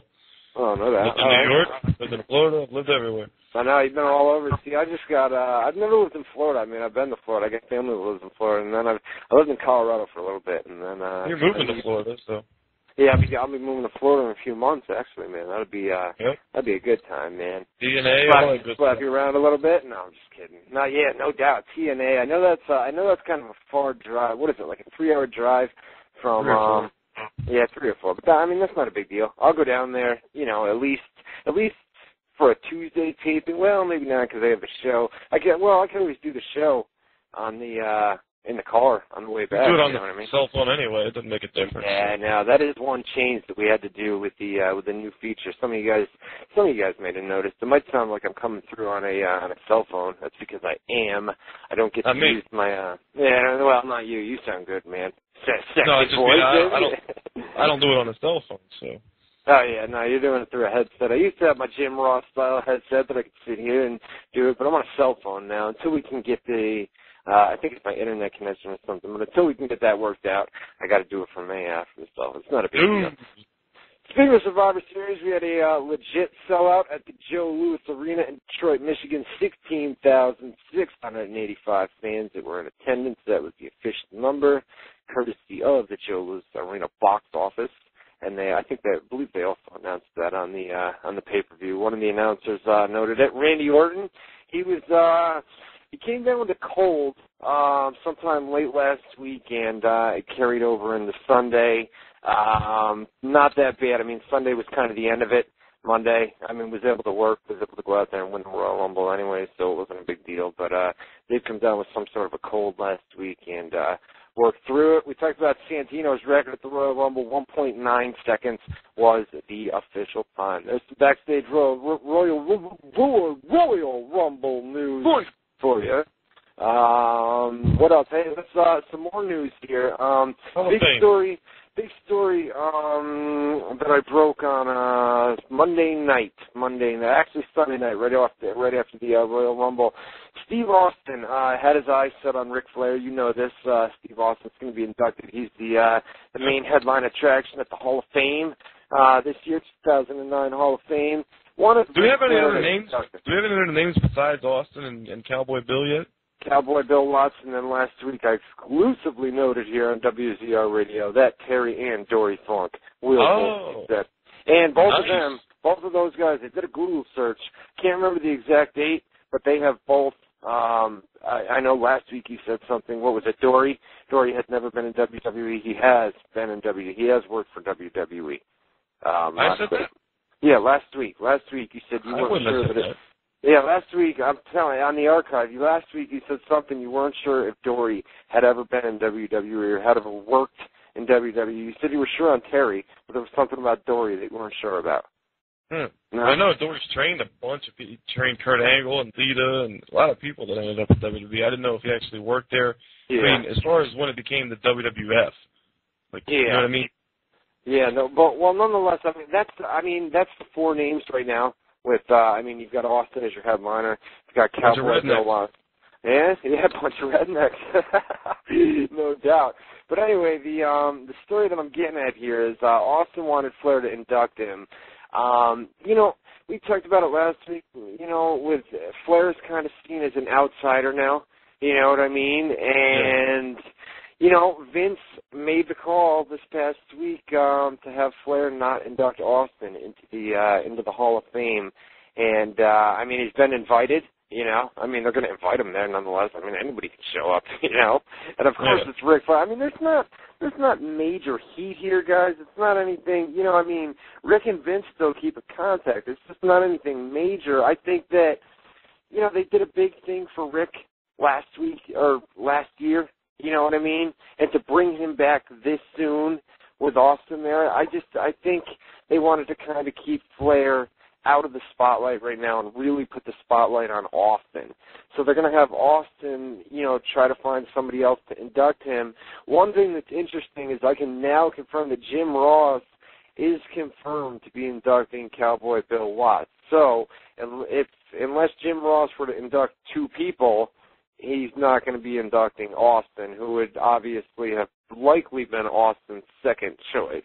Maybe the Undertaker now. Austin and Undertaker are pretty good friends. I could see Undertaker inducting him, but Undertaker usually doesn't get shown on the Hall of Fame stuff that much. Maybe because he's out of character and wearing a tuxedo, but I don't know. Yeah, that's possible. But those are four names right now for the Hall of Fame, and that's all we got for you right now as more names. I'm sure they're going to start announcing them. They announced Austin a couple of weeks ago, but usually in the months leading up to WrestleMania, they'll reveal one a week on Raw, and then they'll air that again on ECW and SmackDown as we get closer to WrestleMania. Usually they do, about 8 names each year? Yeah. 6 names, 6 or 8 names. I'm looking forward to Terry Funk. That'll be pretty cool. I'm a huge Terry Funk fan. I've been dying for them to do a Terry Funk DVD like they do those DVDs. I've been waiting. You're looking forward to Terry Funk. I can't do it. Pretty good. It was decent. It was I can't even try. I'd say D- on that one. If I had to give myself a school letter grade on that was a D-. I tried to do Terry Funk. It was terrible. Came out wrong, man. Close enough. I need a sip of water, but I'm afraid if I sip on water, you know what happened last time. Started choking here. Oh, that's what happened. You know what I mean? Like the old president eating pretzels and shit. Yeah, right. Hey, there have been plans as of a couple weeks ago. They were going to have D.H. Smith. They were going to have him come in and join this Legacy faction. This poor guy. British Bulldogs kid. Yeah, they've called him up and then they sent him back down. Called him up, sent him back down. Called him up, sent him back down. It happens over and over. Actually, Randy Orton did an interview with ESPN.com, and he actually said, here's a quote from me. He said, one guy I've been looking at really closely is Harry Smith. He's Davey Boy Smith's son, and he's a big young kid who has that hunger. He's a strong boy, and I think he's at that age now where he's learned from some of his mistakes he's made in the past. He originally debuted as D.H. Smith, but he's a completely different person right now. I have my eye on him, but we'll have to see what the future holds. I need one more guy, but he has to have wrestling in his blood and has to have the potential to one day follow in my footsteps. I won't settle for anything less. So, that kind of confirms that WWE did have interest in D.H. Smith, to join the Legacy. It had been planned. It had definitely been planned. He was actually supposed to be called up 2 weeks ago, was actually backstage at Raw, got backstage at Raw, and then found out the angle had changed. So, that's how that works for him, and now he's right back down in FCW. So, the guy just continually gets screwed, over and over again. And now there's T.J. Wilson and Natalya down there. They used to have they called it the New Heart Foundation was the name that they were actually using down at FCW. Oh, Daddy Hart. And Yeah, and Harry actually went to Vince and said, "Hey, man," pitched an idea where he could join the Legacy, and kind of left T.J. Wilson and Natalya down there, like, well, you know, what the? Are you kidding me right now? And kind of looking out for himself, went to Vince McMahon. So there's I don't know, some sort of backstage heat down in that. That's a story out of SCW, but I don't know. More news. Hey, they're talking about a Legends match possible at WrestleMania. Basically, this year's Hall of Fame, the ads that you guys are going to see on the commercial breaks is going to be sponsored by the Legends of WrestleMania video game. And to coincide with that, they were thinking about doing some sort of legend. Yeah, look at me with the big word, blah, blah, blah. Yeah, so they wanted, they were going to try to, you know, incorporate the two with a Legends match, and then the Hall of Fame. You'd have the Hall of Fame sponsored by THQ, Legends of WrestleMania. You've seen that commercial over and over and over on Raw on a weekly basis, and they were some sort of Legends match. You know, maybe something with Roddy Piper. I don't know, Roddy Piper. Who else? Honky Tonk Man would probably come in there. Some of the older names. You know what I mean? Jimmy Snuka would come in there. Yeah, Roddy Piper always gets called in for the Legend stuff. Yeah. Other news, we got One Night Stand, changed the pay-per-view name. We got One Night Stand that had a copyright problem or something like that, so they're changing that to... No, it was it's actually PG. They went PG. WWE changed their rating to PG, and One Night Stand. Oh, the porn, I got okay, gotcha. The porn, so that's the deal on that. So they've renamed it Extreme Rules. That's what they're putting up on the website. Hey, we had a backstage. What's that? I said I like it. Good name.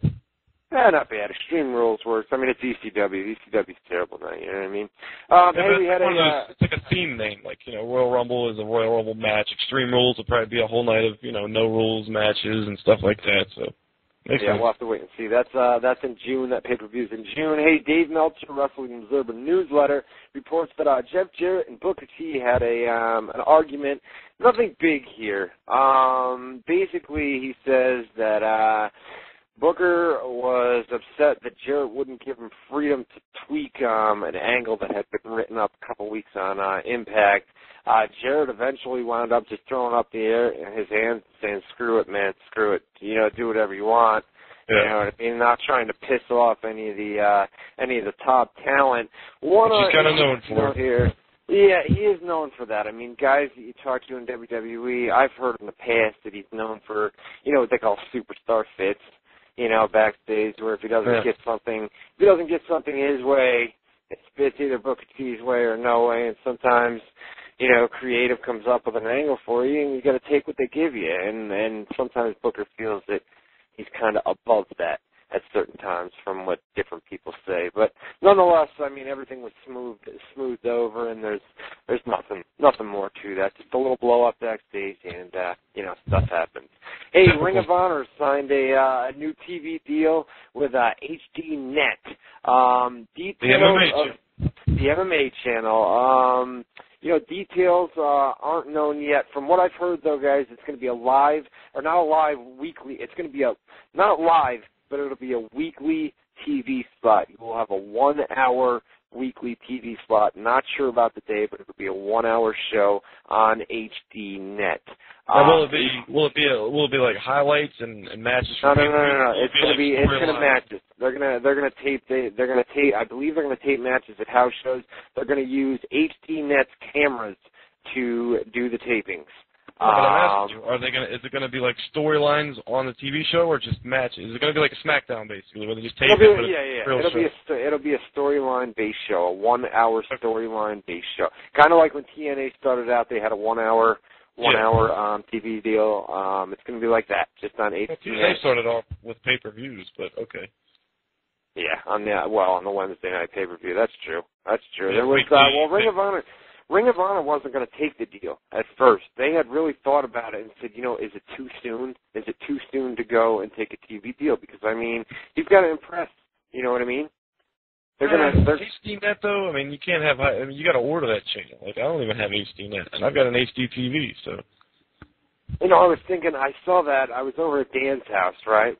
And I said, can we get the the Affliction, the prelims, and because he has high definition over there, and he had all the HD channels, but not HD net, and I'm thinking, what? You gotta order that. It's like HBO. You have to order that channel. So. Yeah, and don't you have to already pay extra for HD net or that's for HD service. anyway? Yeah, you gotta pay a monthly fee for HD. That's why I don't use. I have an HD compatible big screen plasma screen TV, but I don't pay for the HD service because I don't give a shit. It's clear enough, the picture. What am I gonna get HD for? Yeah, that's what I was saying, man. When I watch the TV, I mean, it looked good to me, you know what I mean? Yeah, exactly. Whatever. But I mean, I watch all this technology crap. iPod. Well, I do watch the HD over at Dan's, man. It's something else. I mean, you could see stuff crystal clear. It's pretty nice, man. But I mean, when I look at my TV, as long as I can see what's on the TV, it works for me. Yeah. You know, I'm not a high roller. You know what I'm saying? If I was a high roller, we're not Mr. Technology people with iPods and all that junk that's coming out these days. What is it? iPhone, iPod, all this. Who cares? I got a telephone. I can hear people. I can talk to them. I can dial their number. It gets the job done. I don't need something. We have a lot of people that listen to us here on. I think it's an iPod. iTunes. That's what it is. Yeah, we have a lot of people. A lot of people listen to us. Yeah, I know. I remember back when I was doing the show before Richard Gray came on during the comeback here. Everybody was saying, when are you guys going to be on iTunes? I didn't even know what the hell it was, but yeah, everybody was asking for it. So. Yeah, no doubt. All right, a couple more news bits here. Ric Flair to TNA. The story is, guys, I mean, TNA continues to send out feelers to him, He'll wind up there eventually. No, I don't think so. I think eventually he will. I mean, at some point in the future, I think he'll be there. They won't go the whole existence of TNA. Ric Flair won't live his whole life without at least some point appearing. He's got to eventually. It's the NWA, kind of, and Ric Flair is the NWA when you think about it. TNA. Just to let you know, TNA and NWA parted ways. No, I know. I'm just saying, like originally, like you could say, like even they still say it in the storyline sometimes. Like this is the, used to be the NWA. Whatever. It's got ties. Okay, not anymore. TNA and the NWA are actually not on the best of terms. They actually parted ways a couple months ago, and they dropped all the NWA and the TNA references. Yeah, but I mean, Ric Flair to TNA, he doesn't. I mean, he's still in contact with Vince. I mean, these guys still talk. Everything's fine. They still kiss their ass too in the interviews, like that High Spot's 10-hour interview. That was like a big infomercial for WWE. Ric Flair was just putting them over big time. So yeah, I mean, after he retired. They're gonna. From what I've heard, they are gonna offer him a huge deal before 2009 is out. A huge deal. Like we're talking maybe $1 million or more. One of their highest. He'd be the highest paid guy. Well, they gave Sting $500,000 a year. Mick Foley got a good penny too up there. Mick Foley got a good deal, and Kurt Angle's got a great deal. They're going to offer Ric Flair probably, it's going to be over $1 million for sure, and see if he takes them up on that.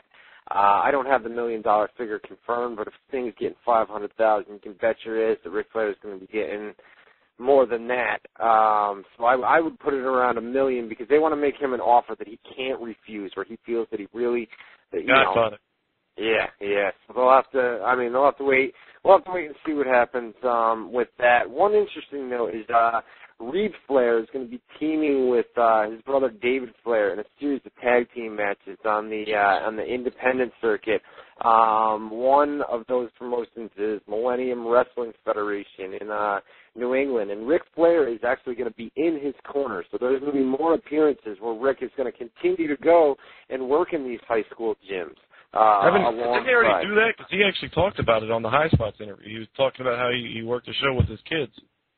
Yeah, they already did it. They just did one a few months ago. The video came out on YouTube. We actually put it up on the website. So that's that. Ric Flair, TNA. We'll have to wait and see what happens there. AC/DC, real quick. I know we're running late. AC/DC.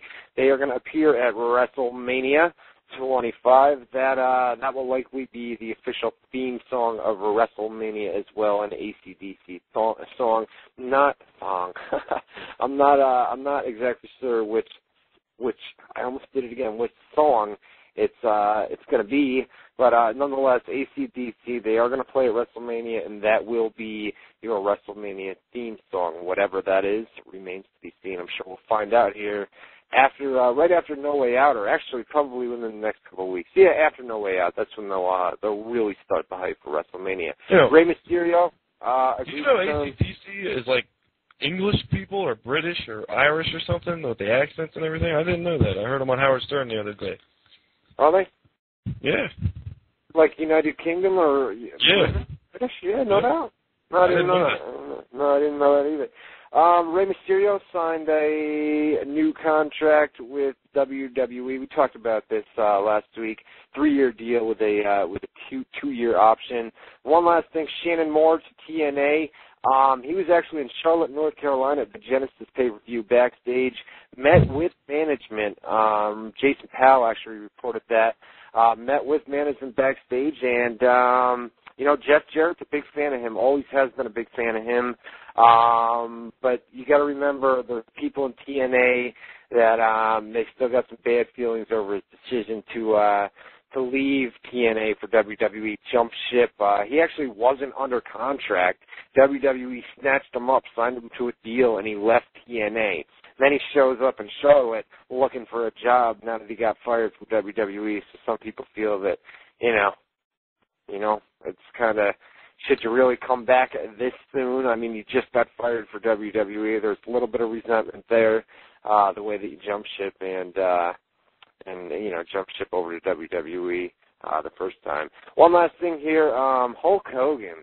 Actually, last week it was funny. I got a fan report on this in Tampa, Florida. Right, he shows up in a yellow Mustang, comes up, and there's a line of fans that are waiting outside. And the guy that emailed me said we were all waiting outside on the sidewalk, and this guy shows up and he rolls down his window, and it's Hogan. He's got the bandana on. He's got everything going right, typical Hogan. And he says, hey, you got anybody in there that wants to wrestle? He says, find somebody and I'll come back and I'll wrestle him. And then he drove off and never came back. But he must have been in the FCW, the WWE training developmental territory. Yeah, exactly. At the developmental last week. He must have been in the area and just kind of stopped He lives by. there. Huh? He lives in Tampa. Yeah, he lives in Tampa, and that's where FCW. So he must have just been in the area and stopped by, and all the fans were outside. So that was kind of funny last week. When the guy, when all the fans are out on the sidewalk and Hulk Hogan just shows up and rolls down the window, you know what I mean? Yeah. A little bit weird. One last thing, Conan and TNA, likely the lawsuit. Conan filed a lawsuit against TNA, and I believe that is going to resume in February or March. I broke this story, right? What's that? I broke this story originally last year. What? Conan told me that he was filing a lawsuit against TNA. Oh yeah, that's right. Because you guys did that. They used to do the thing. He worked for you guys over there. That's right. Yeah. I forgot about that. Hey, you want to? Let's take some live phone calls, or we'll give out the number again. Now we'll start taking your live phone calls, guys. Let me give out the number one more time. 1-724-444-7444. Call us up live right now. Enter call ID 30273 followed by the pound key, and we'll start taking your calls as soon as we possibly can. So hopefully we can get the live phone calls working here. Actually, I think let me give it out one more time. 1-724-444-7444. Enter call ID number 30273 followed by the pound key, and that's how you do it. Or you can get to the live chat room at WZROnline.com /chat. Triple H fan from the chat room. You're live on WZR Radio here on WZROnline.com. What's on your mind, man? Hey guys, how's it going? Oh, it's going good, man. What's up with you? Not much. With this Shane McMahon, Randy Orton thing, do you see that them going into a match at WrestleMania? Do I see who?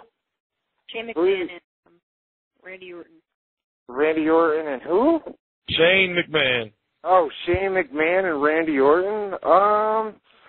No, I don't. I don't actually, because Randy Orton is guaranteed a title shot at WrestleMania, and Shane McMahon definitely doesn't have a title, so I don't see that. I mean, they may do it on Raw leading up to WrestleMania, but I mean, you're not gonna see it for not at WrestleMania, no.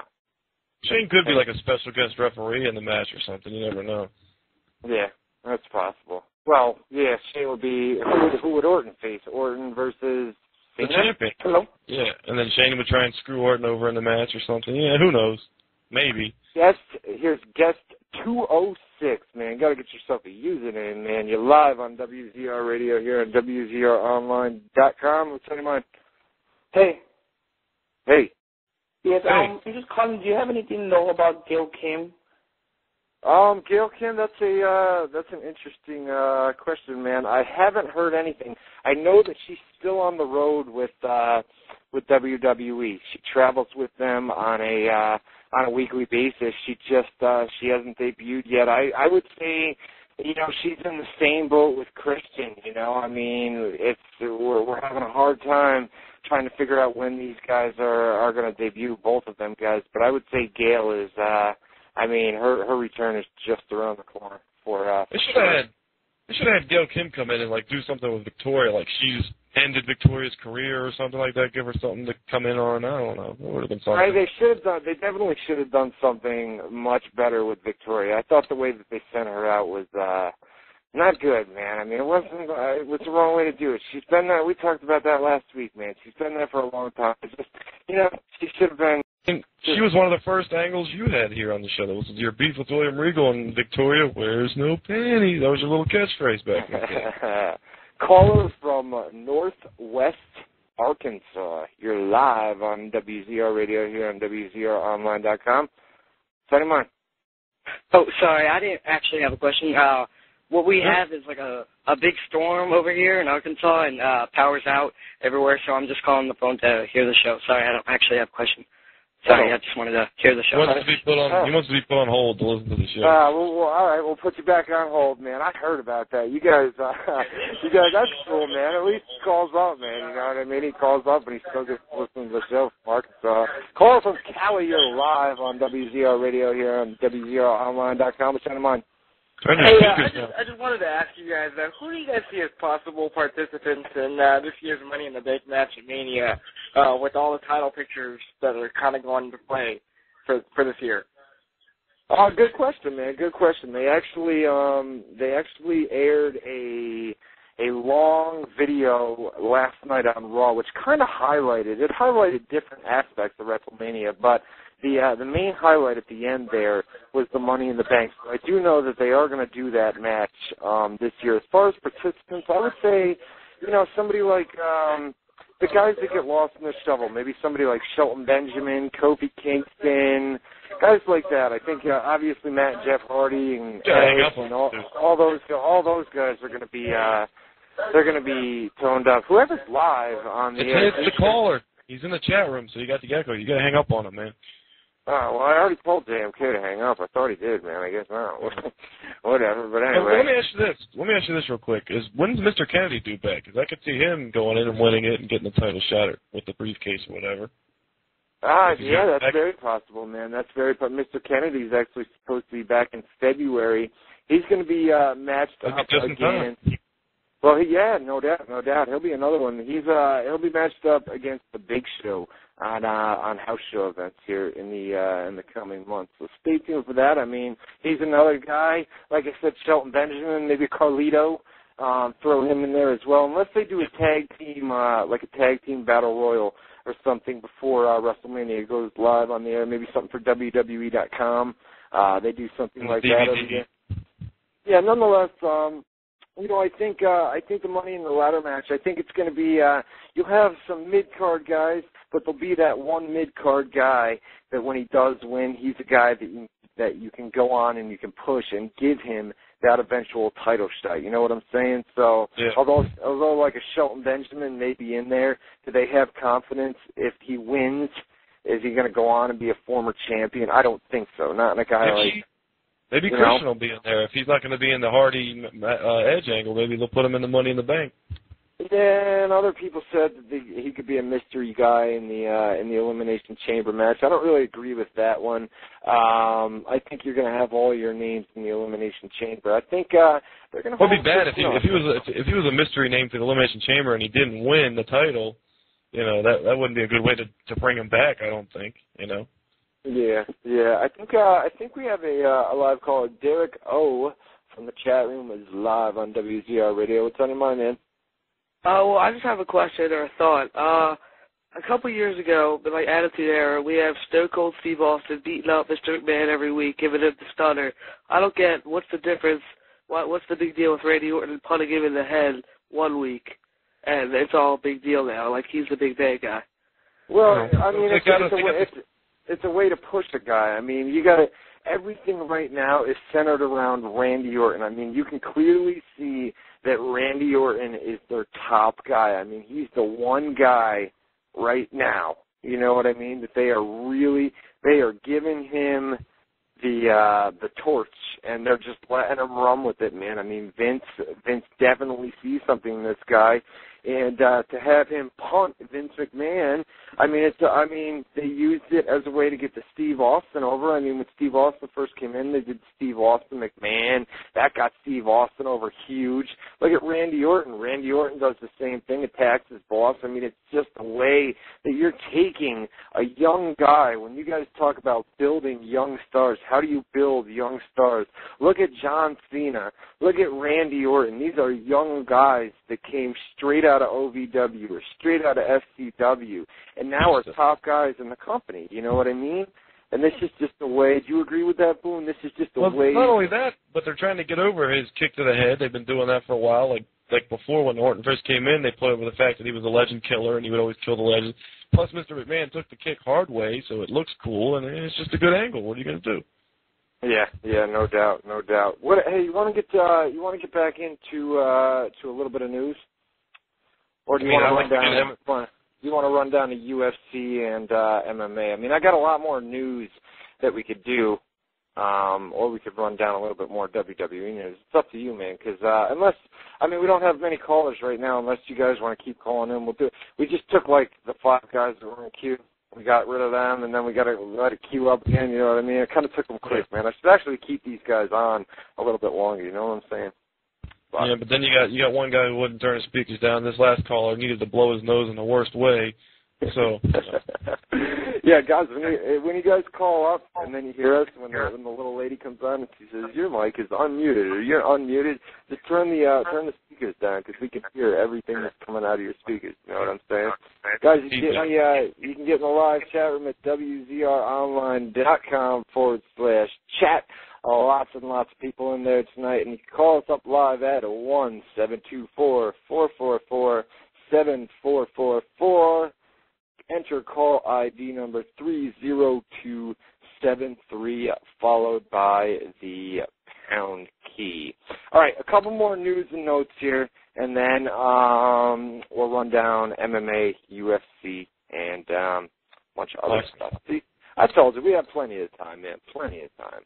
Well, I gotta try and be out of here by 9. I got some stuff I gotta do. Oh, do you? All right. A couple more news bits. All right, Hardcore Holly's released from WWE. This is kind of funny, man, because a lot of indie promoters are not a big fan of this guy. You know, I mean, he's hard to reach, or nobody can get a hold of him because he's a guy that was, you know, in WWE he was known as a guy that kind of kept to himself. He used to be like a bully back in the day. But as time went on, you know, it was just a guy that didn't have a lot of friends in WWE. So after he was released from WWE, it's kind of a hard time to kind of find this guy. And there's not many guys that really want to book this guy due to, you know, the reputation.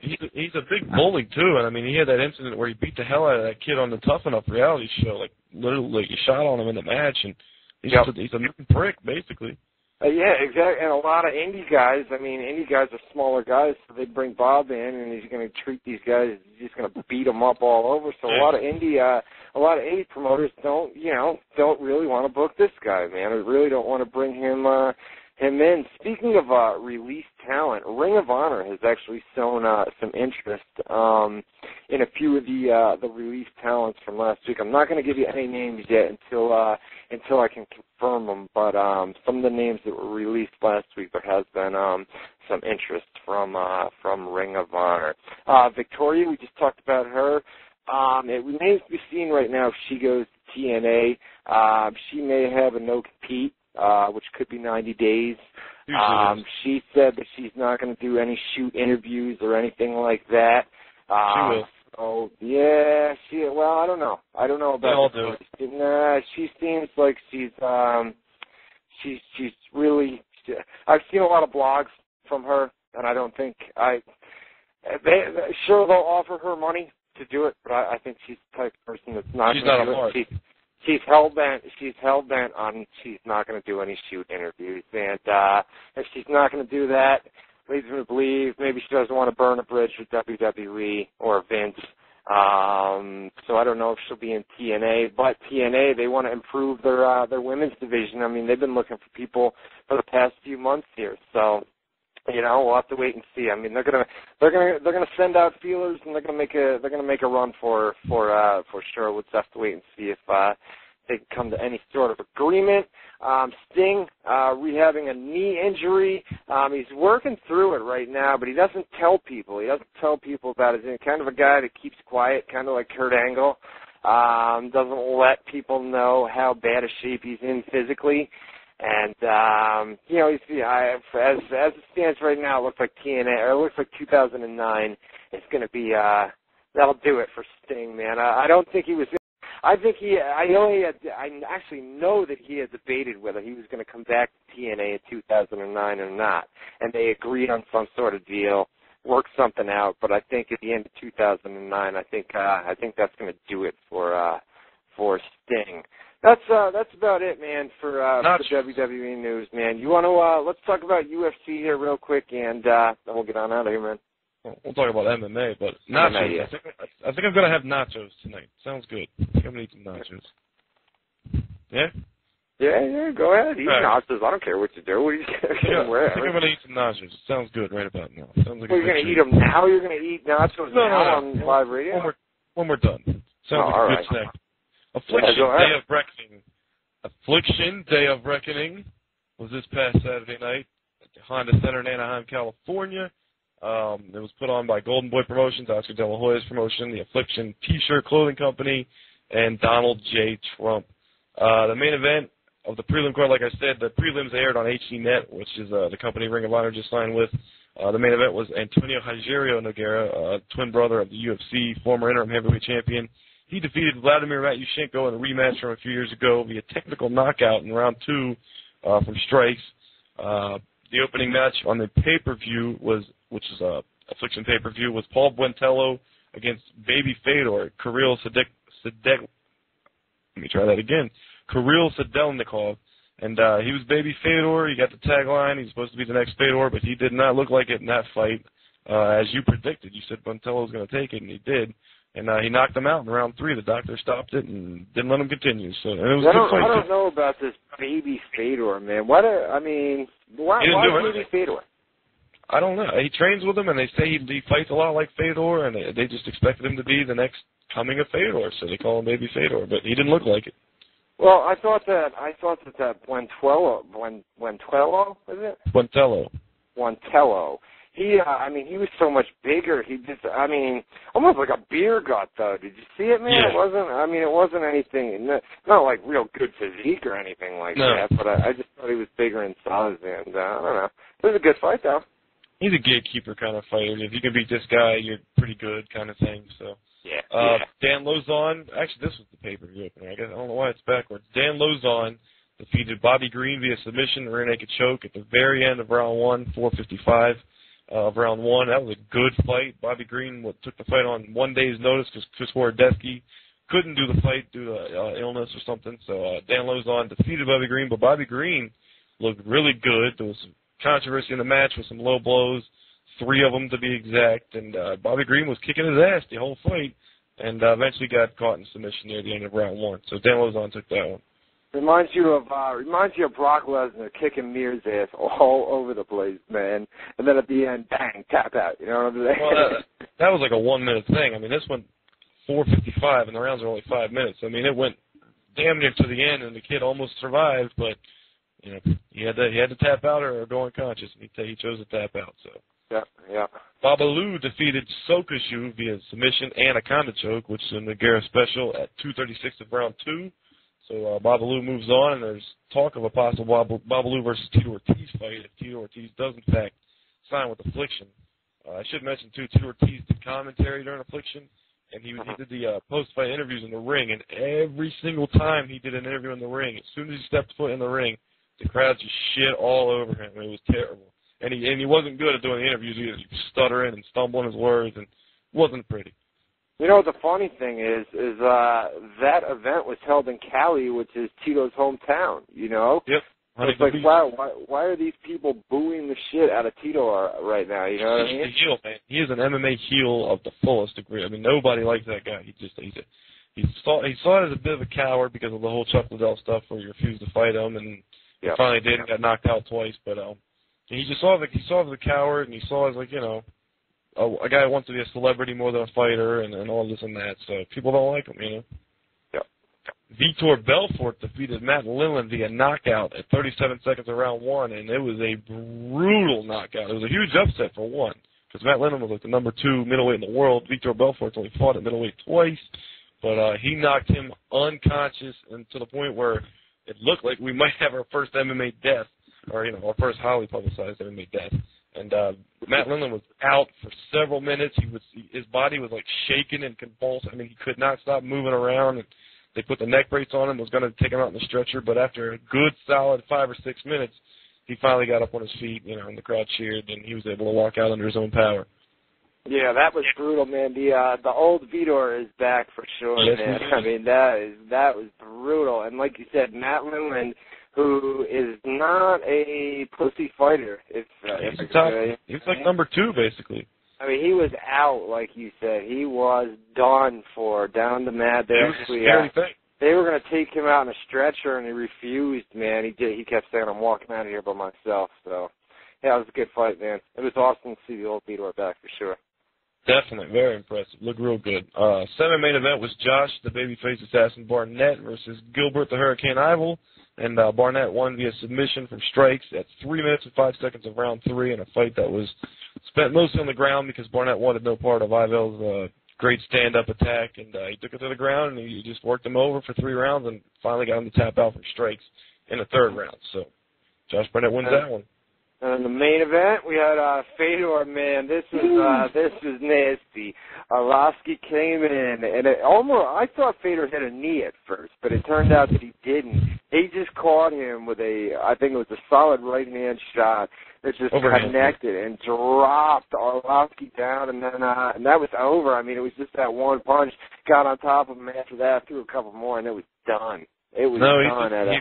He didn't get on top of him and throw a couple more, actually. He hit him and just walked away, but he thought of him as like a real respectable guy like that. Like, he didn't, you know, keep hitting him when he was out, but he knocked him out cold with one punch, and it was a pretty cool thing.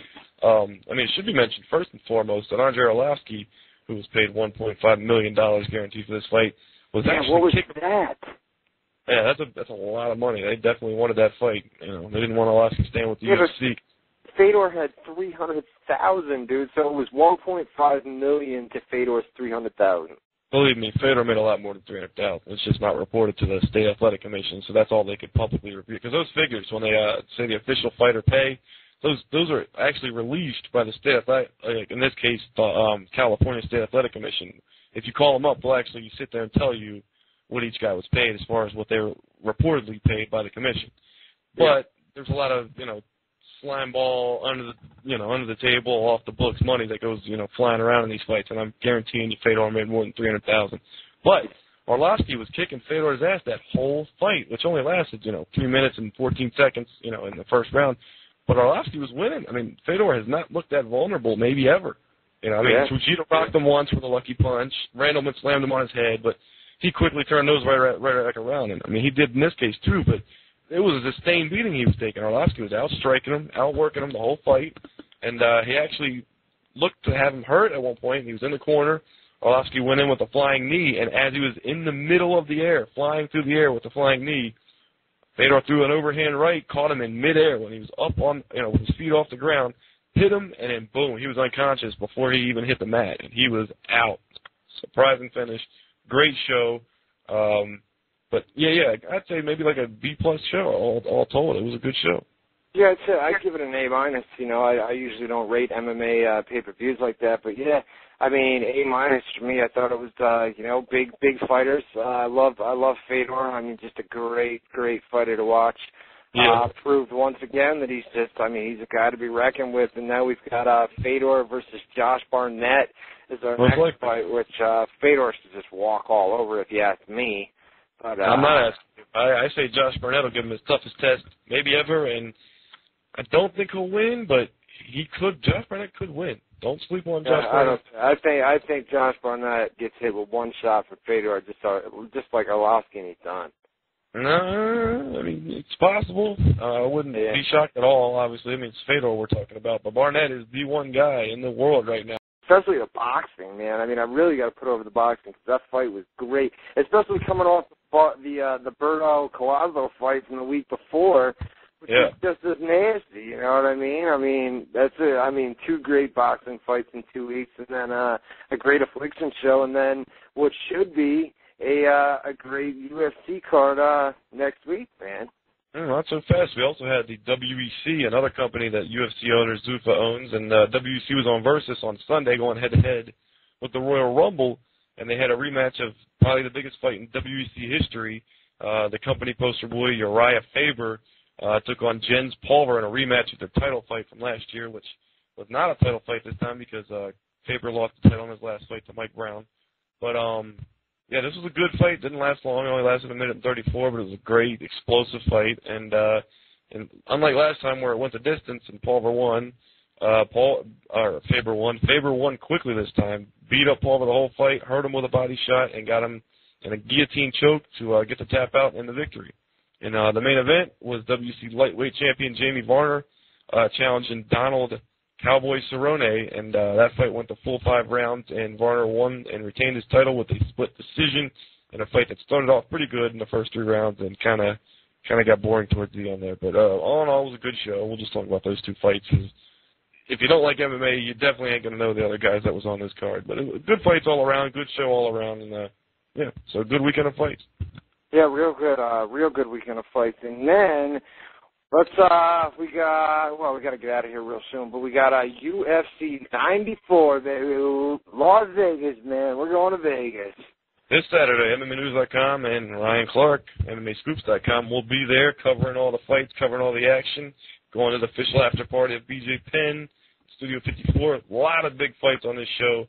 It's really probably the most historical single fight in UFC history because of a lot of different reasons, which I've talked about. Champion versus champion.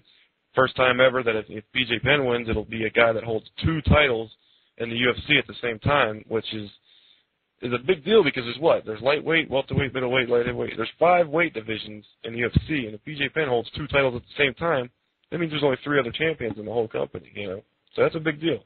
Yeah. Plus, the first fight was a controversial fight. They fought before. It was half the people in the world thought GSP won, half the people in the world thought BJ Penn won, and this time it's for the title, so it'll be a 5-round fight, and we'll be there, man. It's going to be a great fight. It's going to be a great fight, and it's going to be a great weekend, man, out in Vegas for sure, man. Speaking of that fight, tomorrow night, Wednesday, depending on when you're listening to this on the archive, Wednesday will be the final installment of UFC Primetime, a 3-part series that's been airing the last few Wednesdays, which previews the GSP Penn main event, and it's a good series. It's a great countdown special, kind of like HBO's 24/7 for boxing fights. And so the other fights of the card, I'll just run down a couple of other big fights. Lyoto Machida will be taking on Thiago Silva in somewhat of a UFC #1 contender light heavyweight title match. And 2 undefeated guys, 16-0. Both are just terrorizing, the whole division. Lyoto's coming off the big win over Tito Ortiz. Thiago Silva's coming off the knockout over Houston Alexander. We also got Nate Diaz versus Clay Guida in a exciting lightweight fight that should maybe be the fight of the night if GSP and Penn don't deliver. We got Carl Parisian on the card. We got John Fitch on the card. Manny Gambarian versus Thiago Tavares. Stephen Bonner's on the card. A lot of good stuff going on. UFC 94 this Saturday night, MGM Grand Garden Arena, Las Vegas, Nevada. There it is. We'll be there live. Guys, a couple SmackDown spoilers before we go off the air. Matt Hardy opened up SmackDown, cut a promo about his actions from Sunday's Royal Rumble. Umaga just returned at the SmackDown TV tapings, defeated Jimmy Wang Yang. Also, The Big Show and The Undertaker have so far qualified for the Elimination Chamber match on SmackDown. Undertaker beat Mark Henry. Big Show defeated Festus and MVP. I thought Mark Henry was on ECW. What's that? Mark Henry's on ECW, yes, but he's also switch around. They've been doing the same thing with a bunch of those guys from ECW. The top guys, they use them on ECW and SmackDown. So that's a couple SmackDown spoilers for you before we get going. I'm going to have the full SmackDown spoilers up later tonight, as well as Impact spoilers here in just a few minutes once I go check my email. That about does you can find those. Where can you find those? That's my question. Where would you go on the internet? Yeah, you can go to WZROnline.com, which is the official website of WZR Radio. WZROnline.com. Lots of exclusive news. You've got all the archives up there every single week. Make sure you guys change your bookmarks to WZROnline.com and not WZR Radio. Go to WZROnline.com. You can also check out my website at www.ProWrestlingScoops.com. What's that? That's Scoops with two S's. ProWrestlingScoops.com. What's that? The inside scoop on, Ryan? Jesus. The inside scoop on pro wrestling, maybe. Oh, okay. Check out my other website at www.thewrestlinganswer.com. What's that taking the wrestling world by is my question. Yeah, it's taking the wrestling world by storm. TheWrestlingAnswer.com. Can I get some wind? That was wind. That was wind. TheWrestlingAnswer.com. Taking the wrestling world by storm. Lots of TheWrestlingAnswer.com. We got tons of new galleries, fat pics of Candice Michelle, and hot pictures of Christian's hot wife, and Jeff Hardy's real-life girlfriend, and, you know, a lot of stuff. You can check out my TNA website, only website at TNAWrestlingNews.com. TNA News all day, every day, 365 days a year, 7 days a week, 24 hours a day, something like that. TNAWrestlingNews.com. All TNA News. What else? I got MMAScoops.com. That's my MMA website. Check it out. And I know Matty Boone's got MMAnews.com. You're going to have tons of Affliction videos up. And what else? Oh, we got others. We got 3 UFC 94 interviews up. John Fitch. We got Stephen Bonner. A couple other guys in the works right now. I think Nate Diaz as well. We got a lot of stuff from Affliction, like you said. We were there live with the video camera. We had backstage access, all that good stuff. You'll see all that videos, content, and interviews and all that up at MMAnews.com soon. Plus, we'll be at UFC 94 this weekend, so we'll bring back a lot of goodies from that event as well. www.MMAnews.com. All right, it's been fun, man. One last thing, guys. I just got the Raw rating, just logged into my Nelson account. We have Raw did a 3.6 rating off hours of 3.52 and 3.75. I'll get the full ratings breakdown, and I'll put it up on the website, but you guys heard it here first. Raw did a 3.6 rating. All right, guys, that about does it for us tonight. We will see you next Tuesday night. We'll be back from Las Vegas, Nevada. I'm sure we'll have a lot of stories, UFC, big long weekend in Las Vegas, and we fly out Friday. I'll be back late Monday night, and we'll be here Tuesday. So until then, for Matt Boone, that's me. This is Ryan Clark. That's him. See you next Tuesday, guys, 7 to 9 Eastern Time, right here on WZROnline.com.